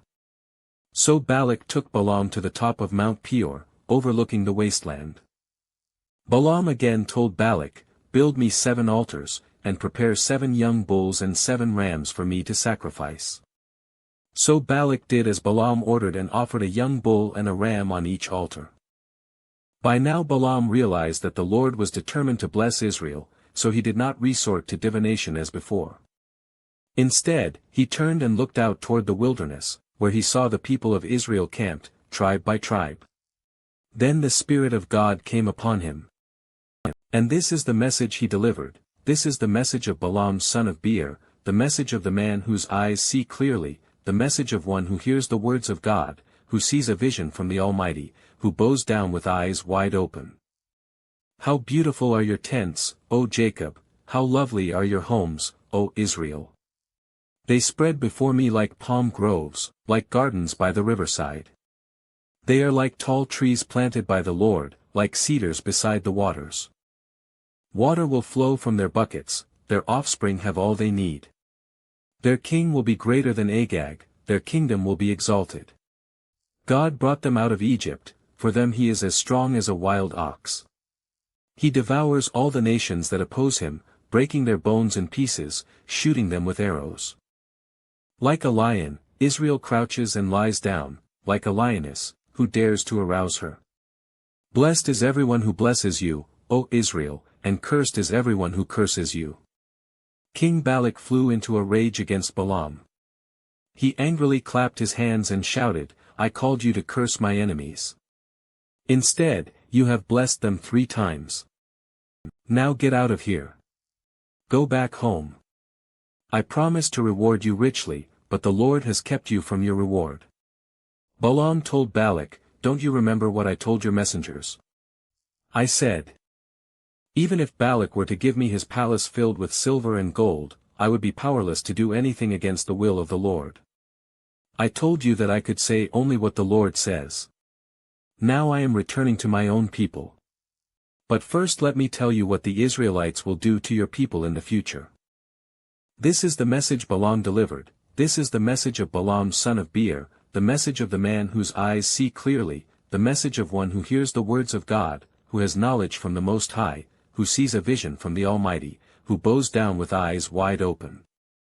I see him, but not here and now. I perceive him, but far in the distant future. A star will rise from Jacob, a scepter will emerge from Israel. It will crush the heads of Moab's people, cracking the skulls of the people of Sheth. Edom will be taken over, and Seir, its enemy, will be conquered, while Israel marches on in triumph. A ruler will rise in Jacob who will destroy the survivors of Ir. Then Balaam looked over toward the people of Amalek and delivered this message, Amalek was the greatest of nations, but its destiny is destruction. Then he looked over toward the Kenite and delivered this message, your home is secure, your nest is set in the rocks. But the Kenite will be destroyed when Assyria takes you captive. Balaam concluded his messages by saying, alas, who can survive unless God has willed it? Ships will come from the coasts of Cyprus, they will oppress Assyria and afflict Eber, but they, too, will be utterly destroyed. Then Balaam left and returned home, and Balak also went on his way. While the Israelites were camped at Acacia Grove, some of the men defiled themselves by having sexual relations with local Moabite women. These women invited them to attend sacrifices to their gods, so the Israelites feasted with them and worshipped the gods of Moab. In this way, Israel joined in the worship of Baal of Peor, causing the Lord's anger to blaze against his people. The Lord issued the following command to Moses, seize all the ringleaders and execute them before the Lord in broad daylight, so his fierce anger will turn away from the people of Israel. So Moses ordered Israel's judges, each of you must put to death the men under your authority who have joined in worshipping Baal of Peor. Just then one of the Israelite men brought a Midianite woman into his tent, right before the eyes of Moses and all the people, as everyone was weeping at the entrance of the tabernacle. When Phinehas son of Eleazar and grandson of Aaron the priest saw this, he jumped up and left the assembly. He took a spear and rushed after the man into his tent. Phinehas thrust the spear all the way through the man's body and into the woman's stomach. So the plague against the Israelites was stopped, but not before 24,000 people had died. Then the Lord said to Moses, Phinehas son of Eleazar and grandson of Aaron the priest has turned my anger away from the Israelites by being as zealous among them as I was. So I stopped destroying all Israel as I had intended to do in my zealous anger. Now tell him that I am making my special covenant of peace with him. In this covenant, I give him and his descendants a permanent right to the priesthood, for in his zeal for me, his God, he purified the people of Israel, making them right with me. The Israelite man killed with the Midianite woman was named Zimri son of Salu, the leader of a family from the tribe of Simeon. The woman's name was Cosbi, she was the daughter of Zur, the leader of a Midianite clan.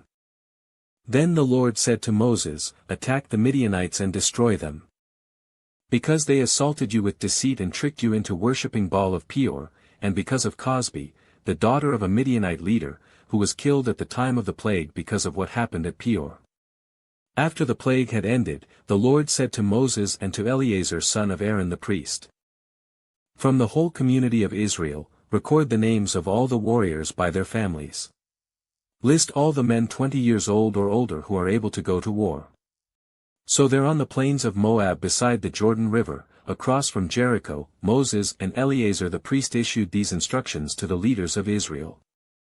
"List all the men of Israel 20 years old and older, just as the Lord commanded Moses. This is the record of all the descendants of Israel who came out of Egypt. These were the clans descended from the sons of Reuben, Jacob's oldest son, the Hanokite clan, named after their ancestor Hanok. The Paluite clan, named after their ancestor Palu. The Hezronite clan, named after their ancestor Hezron. The Carmite clan, named after their ancestor Carmi.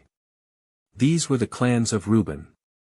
Their registered troops numbered 43,730.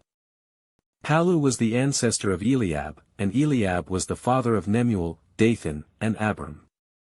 This Dathan and Abram are the same community leaders who conspired with Korah against Moses and Aaron, rebelling against the Lord.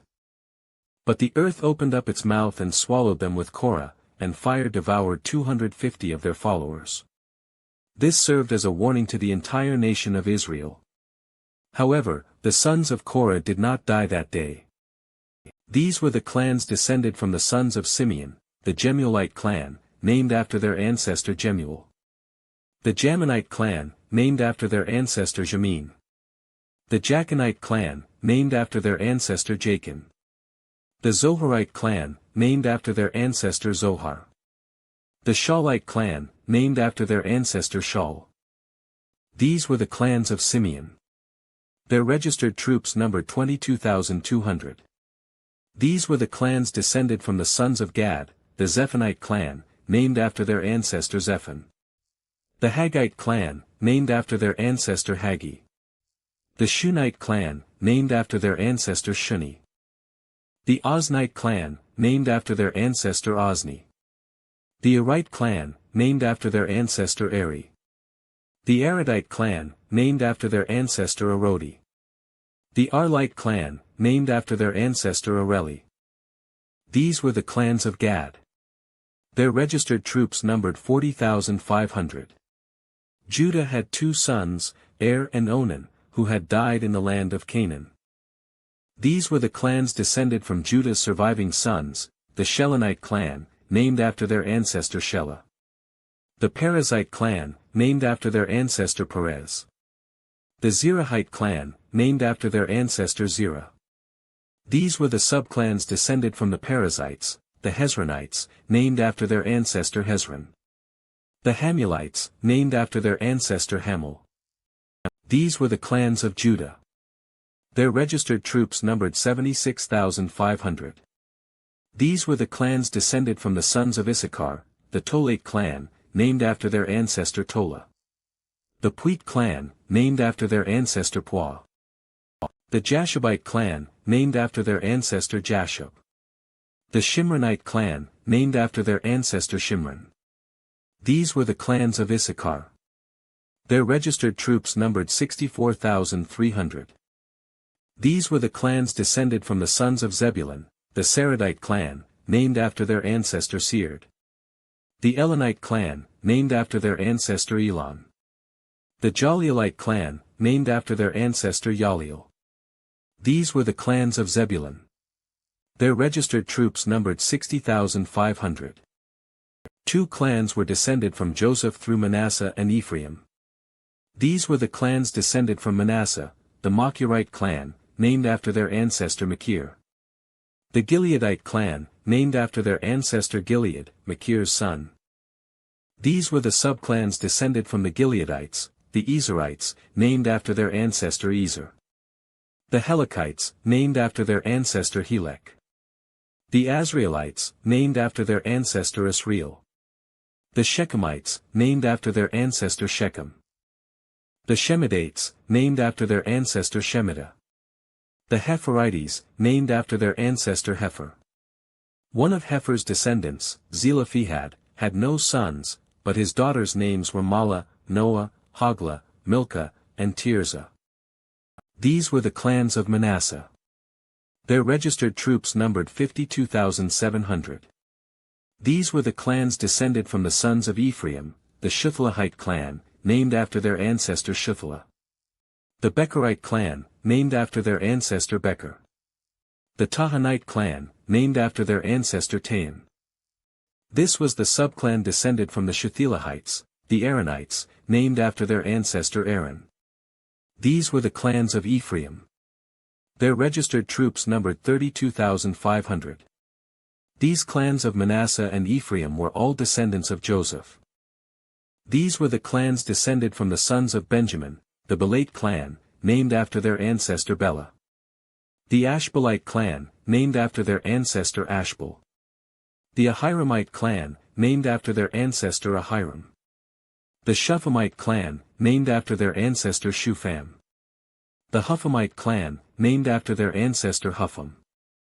These were the subclans descended from the Belates, the Ardites, named after their ancestor Ard. The Nahmites, named after their ancestor Naaman. These were the clans of Benjamin. Their registered troops numbered 45,600. These were the clans descended from the sons of Dan, the Shuhamite clan, named after their ancestor Shuham. These were the Shuhamite clans of Dan.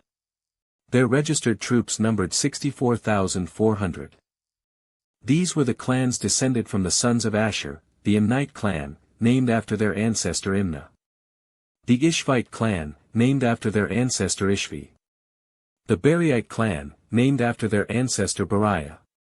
These were the subclans descended from the Beriites, the Heberites, named after their ancestor Heber. The Malchielites, named after their ancestor Malchiel.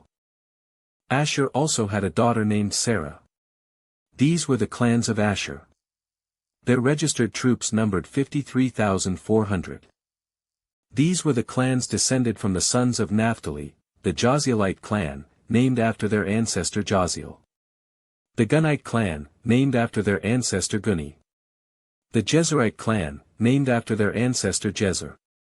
The Shilamite clan, named after their ancestor Shillam. These were the clans of Naphtali. Their registered troops numbered 45,400. In summary, the registered troops of all Israel numbered 601,730. Then the Lord said to Moses, "Divide the land among the tribes, and distribute the grants of land in proportion to the tribes' populations, as indicated by the number of names on the list. Give the larger tribes more land and the smaller tribes less land, each group receiving a grant in proportion to the size of its population. But you must assign the land by lot, and give land to each ancestral tribe according to the number of names on the list. Each grant of land must be assigned by lot among the larger and smaller tribal groups. This is the record of the Levites who were counted according to their clans, the Gershonite clan, named after their ancestor Gershon. The Kohathite clan, named after their ancestor Kohath. The Merarite clan, named after their ancestor Merari. The Libnites, the Hebronites, the Malites, the Mushites, and the Korahites were all subclans of the Levites. Now Kohath was the ancestor of Amram, and Amram's wife was named Jochebed. She also was a descendant of Levi, born among the Levites in the land of Egypt. Amram and Jochebed became the parents of Aaron, Moses, and their sister, Miriam. To Aaron were born Nadab, Abihu, Eleazar, and Ithamar. But Nadab and Abihu died when they burned before the Lord the wrong kind of fire, different than he had commanded. The men from the Levite clans who were 1 month old or older numbered 23,000. But the Levites were not included in the registration of the rest of the people of Israel because they were not given an allotment of land when it was divided among the Israelites. So these are the results of the registration of the people of Israel as conducted by Moses and Eleazar the priest on the plains of Moab beside the Jordan River, across from Jericho. Not one person on this list had been among those listed in the previous registration taken by Moses and Aaron in the wilderness of Sinai. For the Lord had said of them, "They will all die in the wilderness." Not one of them survived except Caleb son of Jephunneh and Joshua son of Nun.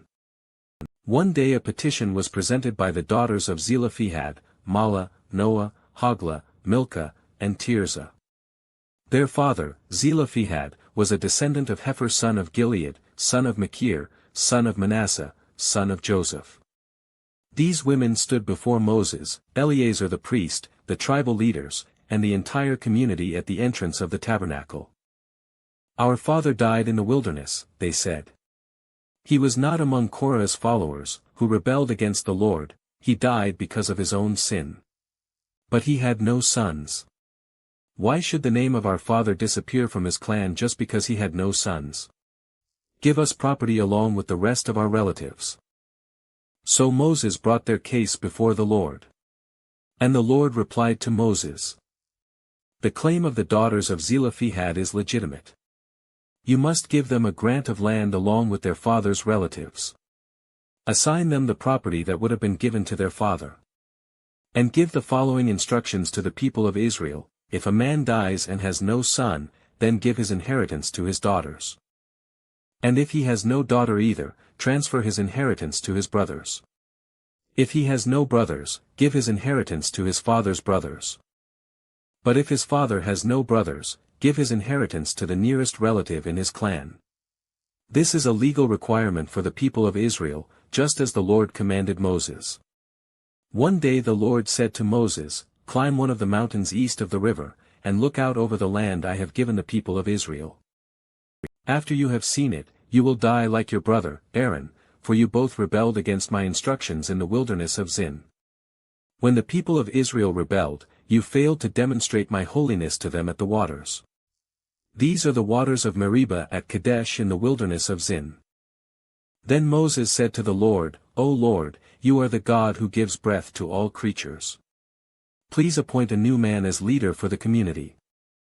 Give them someone who will guide them wherever they go and will lead them into battle, so the community of the Lord will not be like sheep without a shepherd." The Lord replied, "Take Joshua son of Nun, who has the Spirit in him, and lay your hands on him. Present him to Eleazar the priest before the whole community, and publicly commission him to lead the people. Transfer some of your authority to him so the whole community of Israel will obey him. When direction from the Lord is needed, Joshua will stand before Eleazar the priest, who will use the Urim, one of the sacred lots cast before the Lord, to determine his will. This is how Joshua and the rest of the community of Israel will determine everything they should do." So Moses did as the Lord commanded. He presented Joshua to Eleazar the priest and the whole community. Moses laid his hands on him and commissioned him to lead the people, just as the Lord had commanded through Moses. The Lord said to Moses, "Give these instructions to the people of Israel: the offerings you present as special gifts are a pleasing aroma to me, they are my food. See to it that they are brought at the appointed times and offered according to my instructions. Say to the people, this is the special gift you must present to the Lord as your daily burnt offering. You must offer 2 one-year-old male lambs with no defects. Sacrifice one lamb in the morning and the other in the evening. With each lamb you must offer a grain offering of 2 quarts of choice flour mixed with 1 quart of pure oil of pressed olives. This is the regular burnt offering instituted at Mount Sinai as a special gift, a pleasing aroma to the Lord. Along with it you must present the proper liquid offering of 1 quart of alcoholic drink with each lamb, poured out in the holy place as an offering to the Lord. Offer the second lamb in the evening with the same grain offering and liquid offering. It, too, is a special gift, a pleasing aroma to the Lord. On the Sabbath day, sacrifice 2 one-year-old male lambs with no defects. They must be accompanied by a grain offering of 4 quarts of choice flour moistened with olive oil, and a liquid offering. This is the burnt offering to be presented each Sabbath day, in addition to the regular burnt offering and its accompanying liquid offering. On the first day of each month, present an extra burnt offering to the Lord of 2 young bulls, 1 ram, and 7 one-year-old male lambs, all with no defects. These must be accompanied by grain offerings of choice flour moistened with olive oil, 6 quarts with each bull, 4 quarts with the ram, and 2 quarts with each lamb. This burnt offering will be a special gift, a pleasing aroma to the Lord. You must also present a liquid offering with each sacrifice, 2 quarts of wine for each bull, 1/3 of a gallon for the ram, and 1 quart for each lamb. Present this monthly burnt offering on the first day of each month throughout the year. On the first day of each month, you must also offer 1 male goat for a sin offering to the Lord.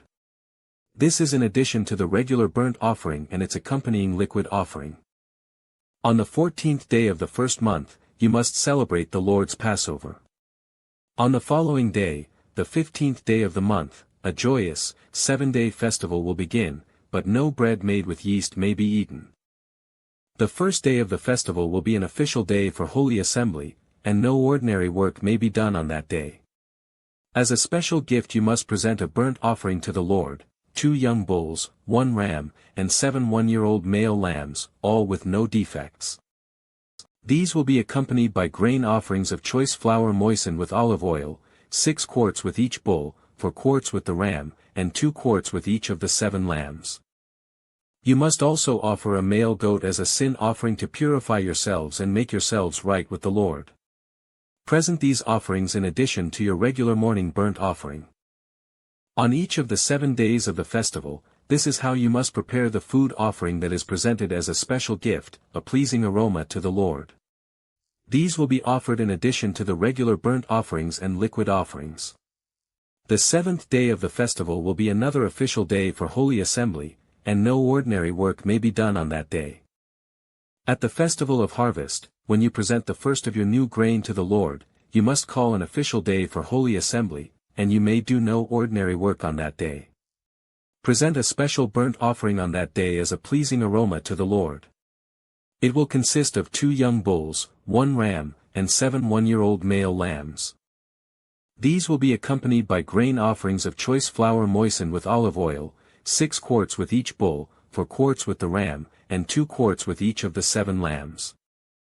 Also, offer 1 male goat to purify yourselves and make yourselves right with the Lord. Prepare these special burnt offerings, along with their liquid offerings, in addition to the regular burnt offering and its accompanying grain offering. Be sure that all the animals you sacrifice have no defects. Celebrate the Festival of Trumpets each year on the first day of the appointed month in early autumn. You must call an official day for Holy Assembly, and you may do no ordinary work. On that day you must present a burnt offering as a pleasing aroma to the Lord. It will consist of 1 young bull, 1 ram, and 7 one-year-old male lambs, all with no defects. These must be accompanied by grain offerings of choice flour moistened with olive oil, 6 quarts with the bull, 4 quarts with the ram, and 2 quarts with each of the 7 lambs. In addition, you must sacrifice a male goat as a sin offering to purify yourselves and make yourselves right with the Lord. These special sacrifices are in addition to your regular monthly and daily burnt offerings, and they must be given with their prescribed grain offerings and liquid offerings. These offerings are given as a special gift to the Lord, a pleasing aroma to Him. 10 days later, on the 10th day of the same month, you must call another holy assembly. On that day, the Day of Atonement, the people must go without food and must do no ordinary work. You must present a burnt offering as a pleasing aroma to the Lord. It will consist of 1 young bull, 1 ram, and 7 one-year-old male lambs, all with no defects. These offerings must be accompanied by the prescribed grain offerings of choice flour moistened with olive oil, 6 quarts of choice flour with the bull, 4 quarts of choice flour with the ram, and 2 quarts of choice flour with each of the 7 lambs. You must also sacrifice 1 male goat for a sin offering. This is in addition to the sin offering of atonement and the regular daily burnt offering with its grain offering, and their accompanying liquid offerings. 5 days later, on the 15th day of the same month, you must call another holy assembly of all the people, and you may do no ordinary work on that day. It is the beginning of the Festival of Shelters, a 7-day festival to the Lord.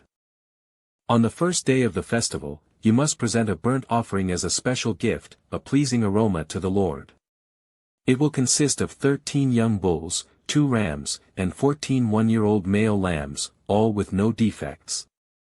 Each of these offerings must be accompanied by a grain offering of choice flour moistened with olive oil, 6 quarts for each of the 13 bulls, 4 quarts for each of the 2 rams, and 2 quarts for each of the 14 lambs. You must also sacrifice a male goat as a sin offering, in addition to the regular burnt offering with its accompanying grain offering and liquid offering. On the second day of this 7-day festival, sacrifice 12 young bulls, 2 rams, and 14 one-year-old male lambs, all with no defects. Each of these offerings of bulls, rams, and lambs must be accompanied by its prescribed grain offering and liquid offering. You must also sacrifice a male goat as a sin offering, in addition to the regular burnt offering with its accompanying grain offering and liquid offering. On the third day of the festival, sacrifice 11 young bulls, 2 rams, and 14 one-year-old male lambs, all with no defects. Each of these offerings of bulls, rams, and lambs must be accompanied by its prescribed grain offering and liquid offering. You must also sacrifice a male goat as a sin offering, in addition to the regular burnt offering with its accompanying grain offering and liquid offering. On the fourth day of the festival, sacrifice 10 young bulls, 2 rams, and 14 one-year-old male lambs, all with no defects.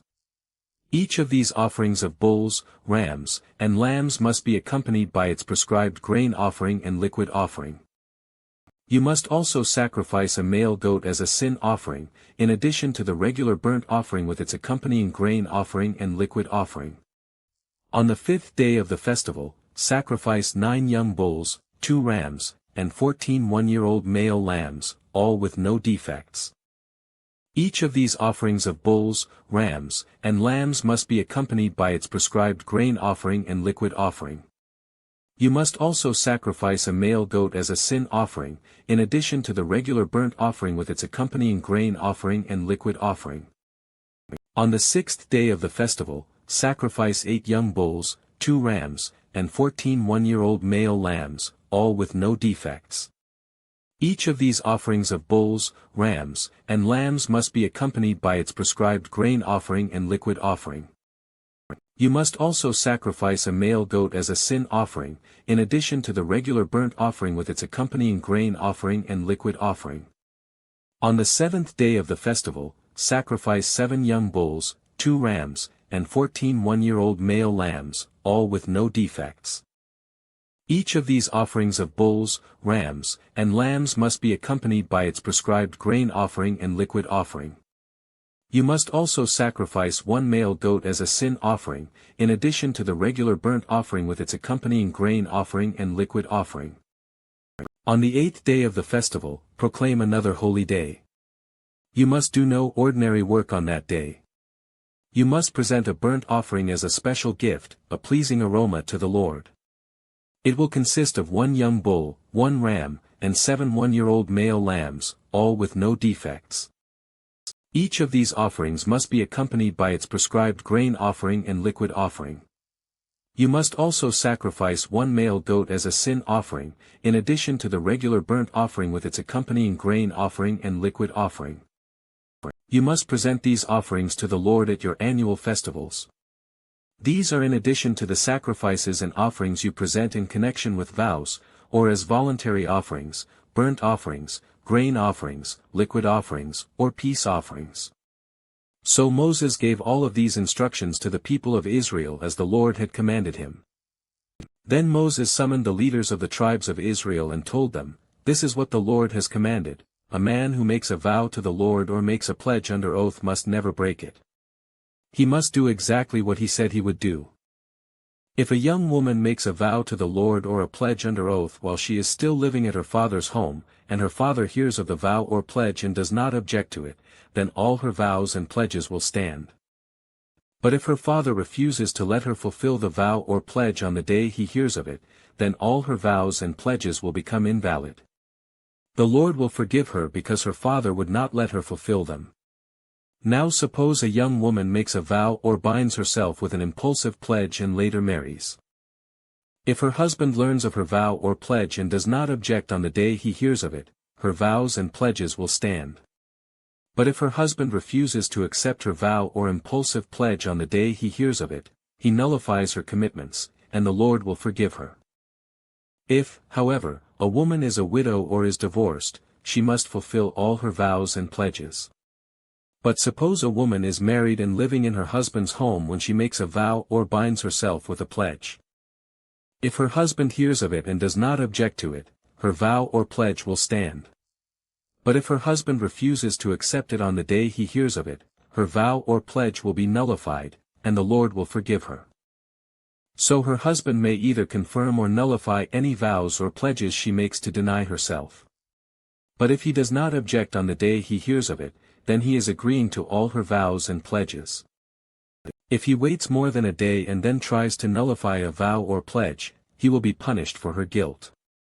These are the regulations the Lord gave Moses concerning relationships between a man and his wife, and between a father and a young daughter who still lives at home. Then the Lord said to Moses, on behalf of the people of Israel, "Take revenge on the Midianites for leading them into idolatry.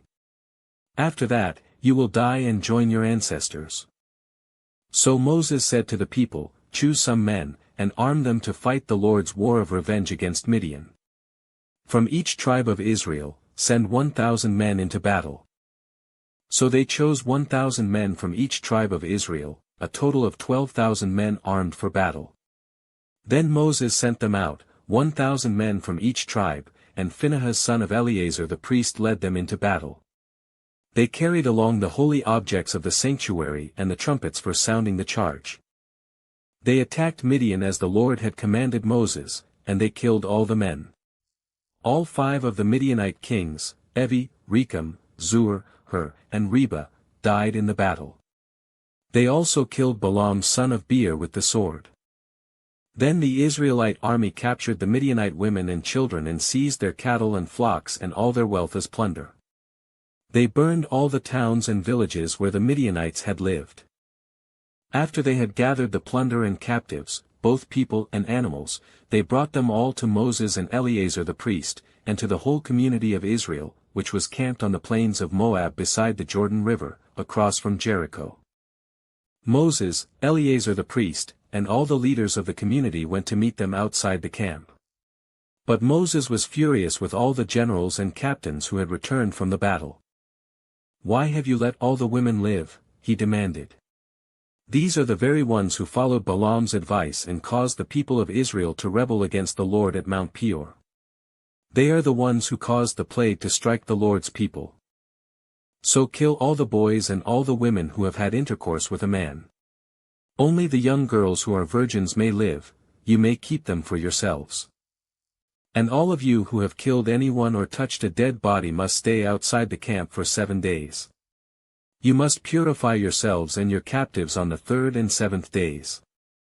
Purify all your clothing, too, and everything made of leather, goat hair, or wood." Then Eleazar the priest said to the men who were in the battle, "The Lord has given Moses this legal requirement: anything made of gold, silver, bronze, iron, tin, or lead.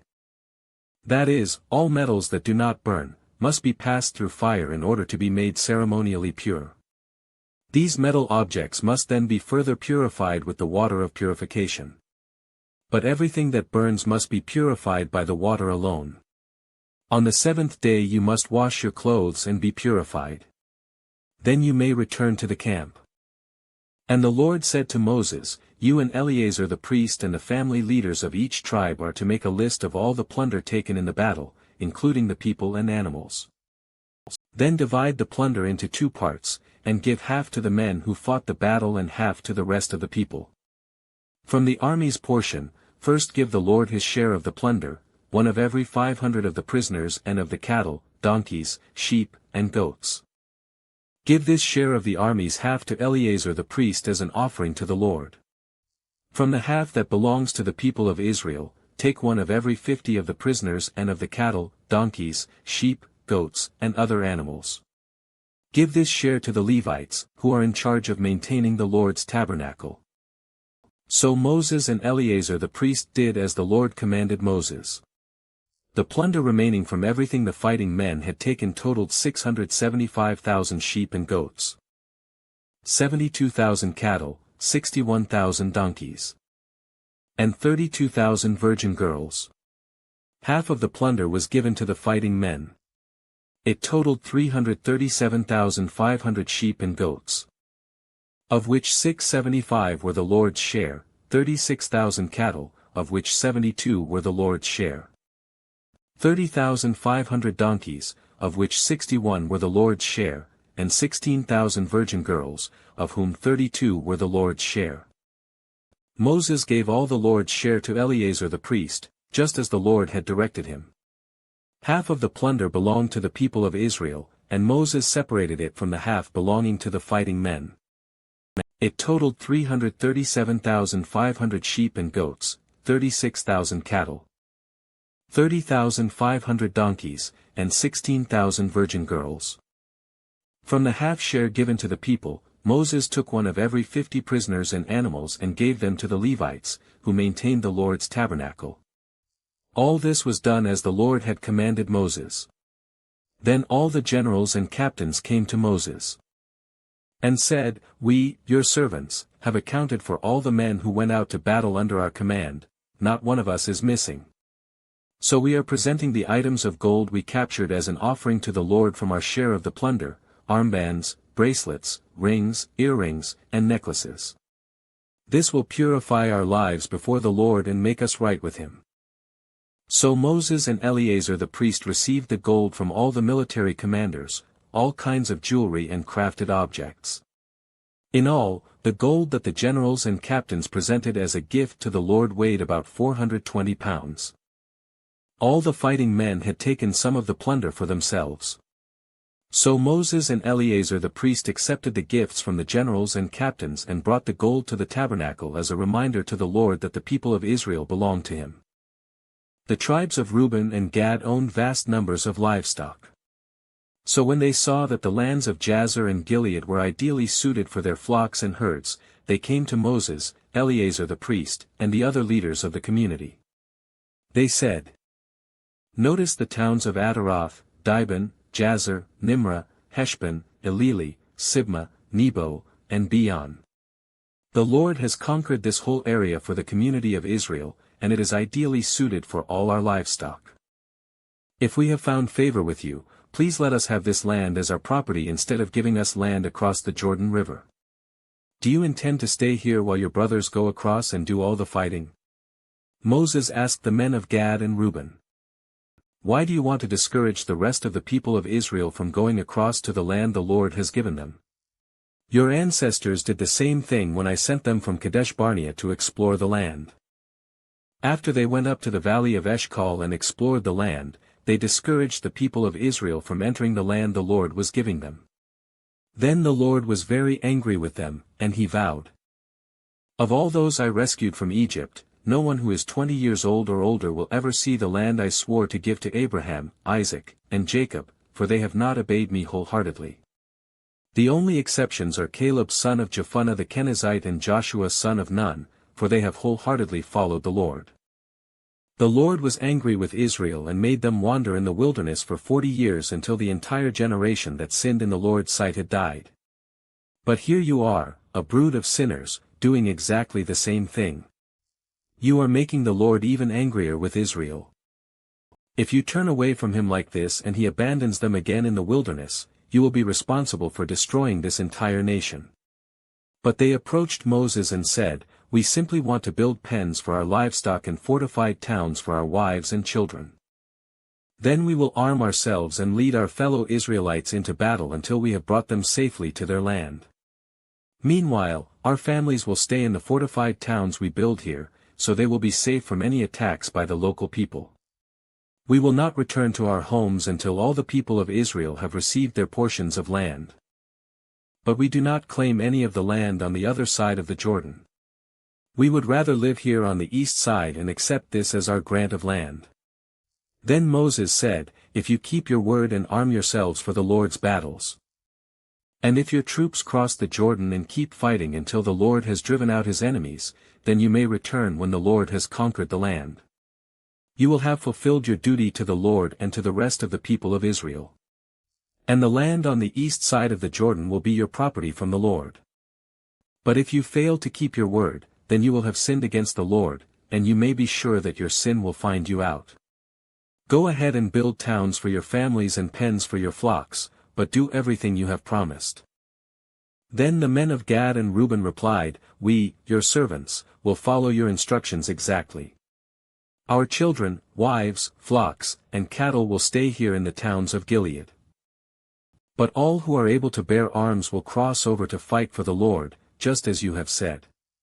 So Moses gave orders to Eleazar the priest, Joshua son of Nun, and the leaders of the clans of Israel. He said, The men of Gad and Reuben who are armed for battle must cross the Jordan with you to fight for the Lord. If they do, give them the land of Gilead as their property when the land is conquered. But if they refuse to arm themselves and cross over with you, then they must accept land with the rest of you in the land of Canaan.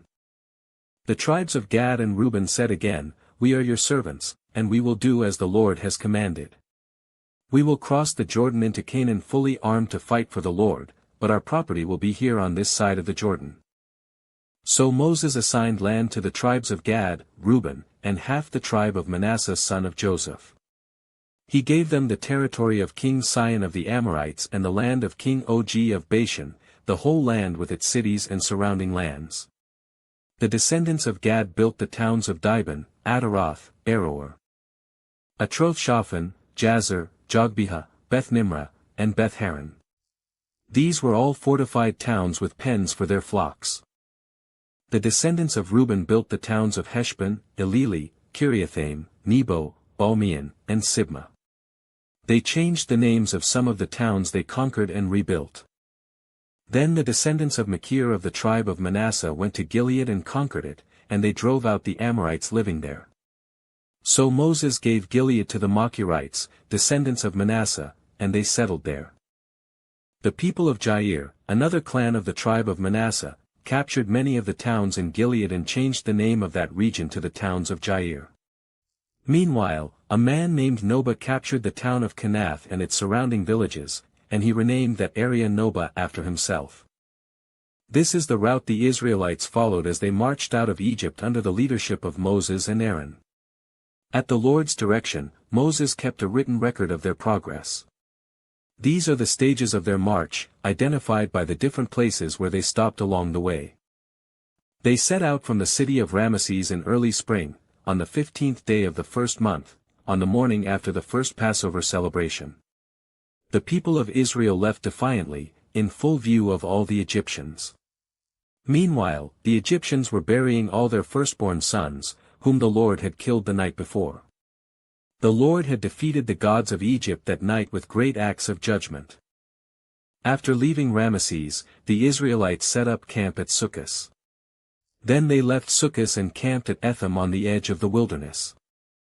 They left Etham and turned back toward Pi-Hahiroth, opposite Baal-Zephon, and camped near Migdal. They left Pi-Hahiroth and crossed the Red Sea into the wilderness beyond.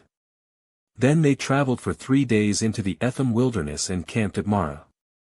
They left Marah and camped at Elim, where there were 12 springs of water and 70 palm trees. They left Elim and camped beside the Red Sea. They left the Red Sea and camped in the wilderness of Sin. They left the wilderness of Sin and camped at Dophkah. They left Dophkah and camped at Alush. They left Alush and camped at Rephidim, where there was no water for the people to drink. They left Rephidim and camped in the wilderness of Sinai. They left the wilderness of Sinai and camped at Kibroth-Hattaavah. They left Kibroth-Hattaavah and camped at Hazeroth. They left Hazeroth and camped at Rithmah. They left Rithmah and camped at Rimmon-Perez. They left Rimmon-Perez and camped at Libnah. They left Libnah and camped at Rissah. They left Rissah and camped at Kehelatha. They left Kehelatha and camped at Mount Shepher. They left Mount Shepher and camped at Harada. They left Harada and camped at Makaloth. They left Makaloth and camped at Tahath. They left Tahath and camped at Turah. They left Turah and camped at Mithkah. They left Mithkah and camped at Hashmanah. They left Hashmanah and camped at Mosroth. They left Mosroth and camped at Bene-Jaakan. They left Bene-Jaakan and camped at Hor-Haggidgad.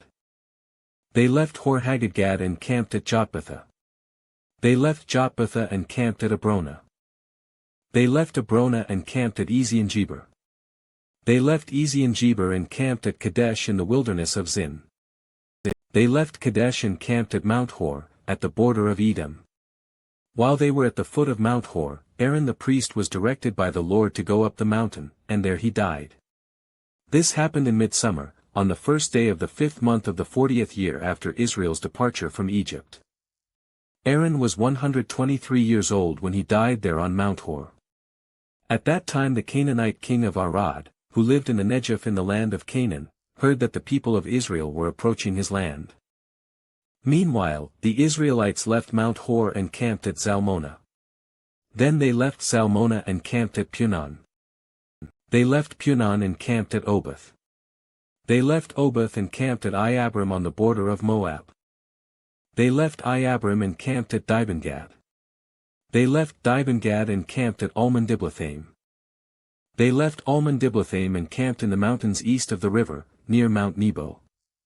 They left the mountains east of the river and camped on the plains of Moab beside the Jordan River, across from Jericho. Along the Jordan River they camped from Beth-Jeshimoth as far as the meadows of Acacia on the plains of Moab. While they were camped near the Jordan River on the plains of Moab opposite Jericho, the Lord said to Moses, "Give the following instructions to the people of Israel: when you cross the Jordan River into the land of Canaan, you must drive out all the people living there. You must destroy all their carved and molten images and demolish all their pagan shrines. Take possession of the land and settle in it, because I have given it to you to occupy. You must distribute the land among the clans by sacred lot and in proportion to their size. A larger portion of land will be allotted to each of the larger clans, and a smaller portion will be allotted to each of the smaller clans. The decision of the sacred lot is final. In this way, the portions of land will be divided among your ancestral tribes. But if you fail to drive out the people who live in the land, those who remain will be like splinters in your eyes and thorns in your sides. They will harass you in the land where you live. And I will do to you what I had planned to do to them." Then the Lord said to Moses, "Give these instructions to the Israelites: when you come into the land of Canaan, which I am giving you as your special possession, these will be the boundaries.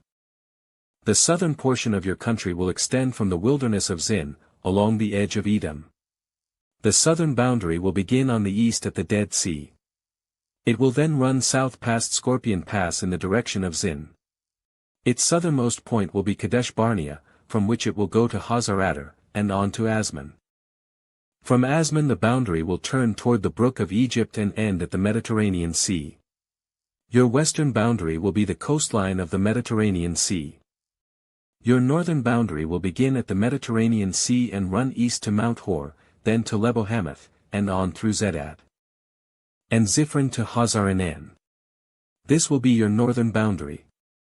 The eastern boundary will start at Hazar-Enan and run south to Shepham.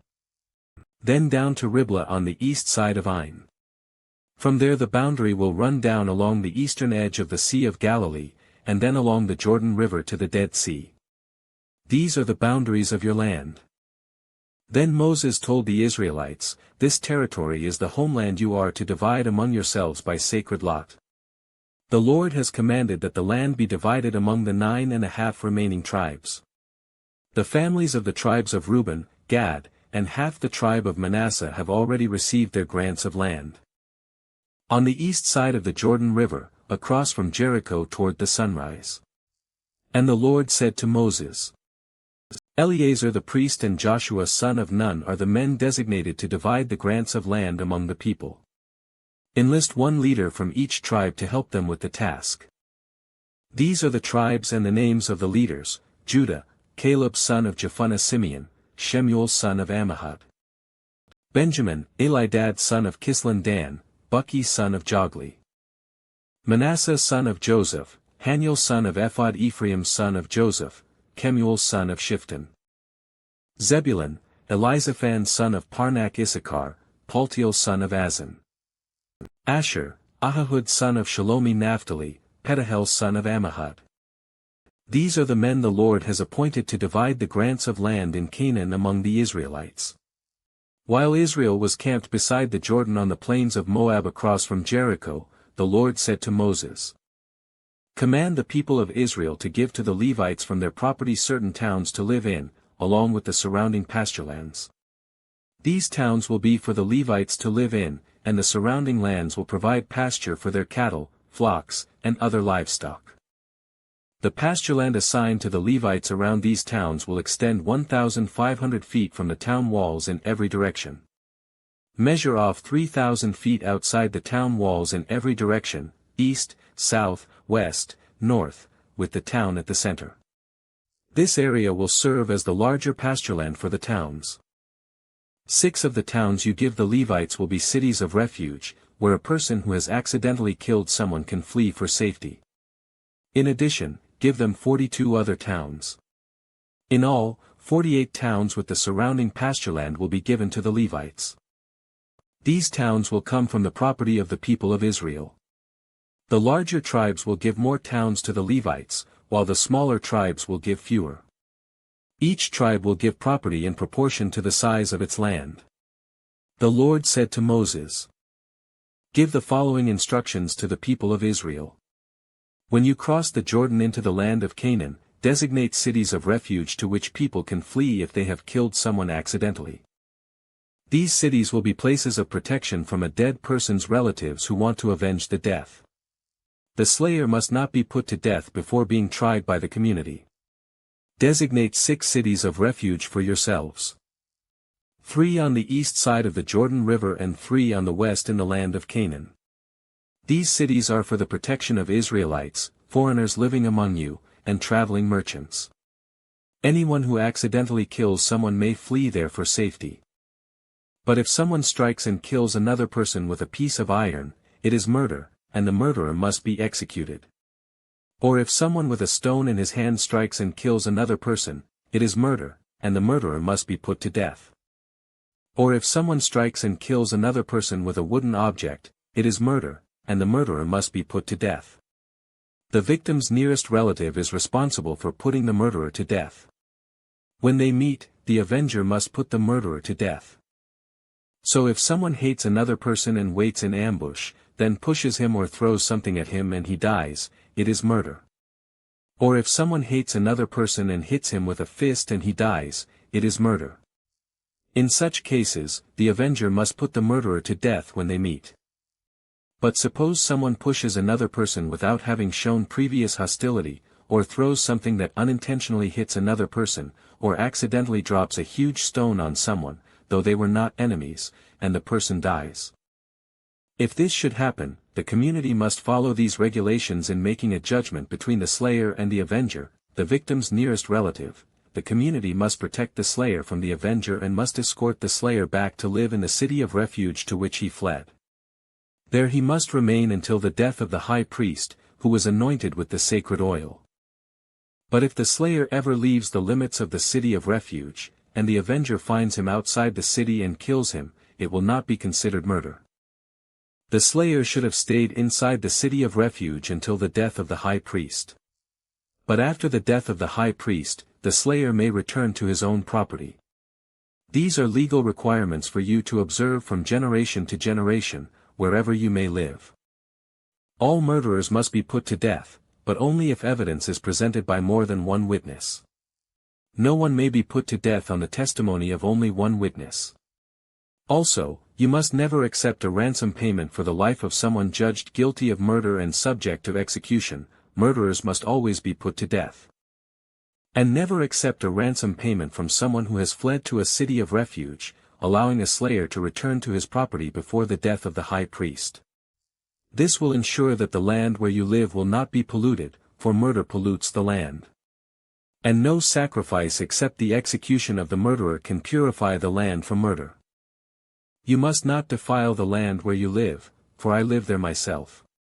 I am the Lord, who lives among the people of Israel. Then the heads of the clans of Gilead, descendants of Machir, son of Manasseh, son of Joseph, came to Moses and the family leaders of Israel with a petition. They said, Sir, the Lord instructed you to divide the land by sacred lot among the people of Israel.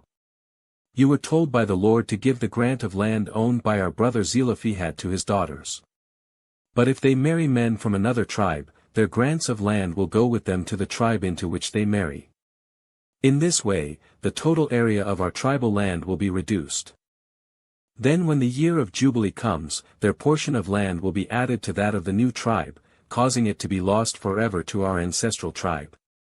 So Moses gave the Israelites this command from the Lord: the claim of the men of the tribe of Joseph is legitimate.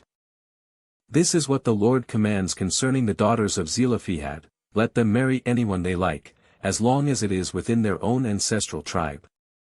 None of the territorial land may pass from tribe to tribe, for all the land given to each tribe must remain within the tribe to which it was first allotted. The daughters throughout the tribes of Israel who are in line to inherit property must marry within their tribe, so that all the Israelites will keep their ancestral property. No grant of land may pass from one tribe to another, each tribe of Israel must keep its allotted portion of land. The daughters of Zelophehad did as the Lord commanded Moses. Mahlah, Tirzah, Hoglah, Milcah, and Noah all married cousins on their father's side. They married into the clans of Manasseh son of Joseph. Thus, their inheritance of land remained within their ancestral tribe.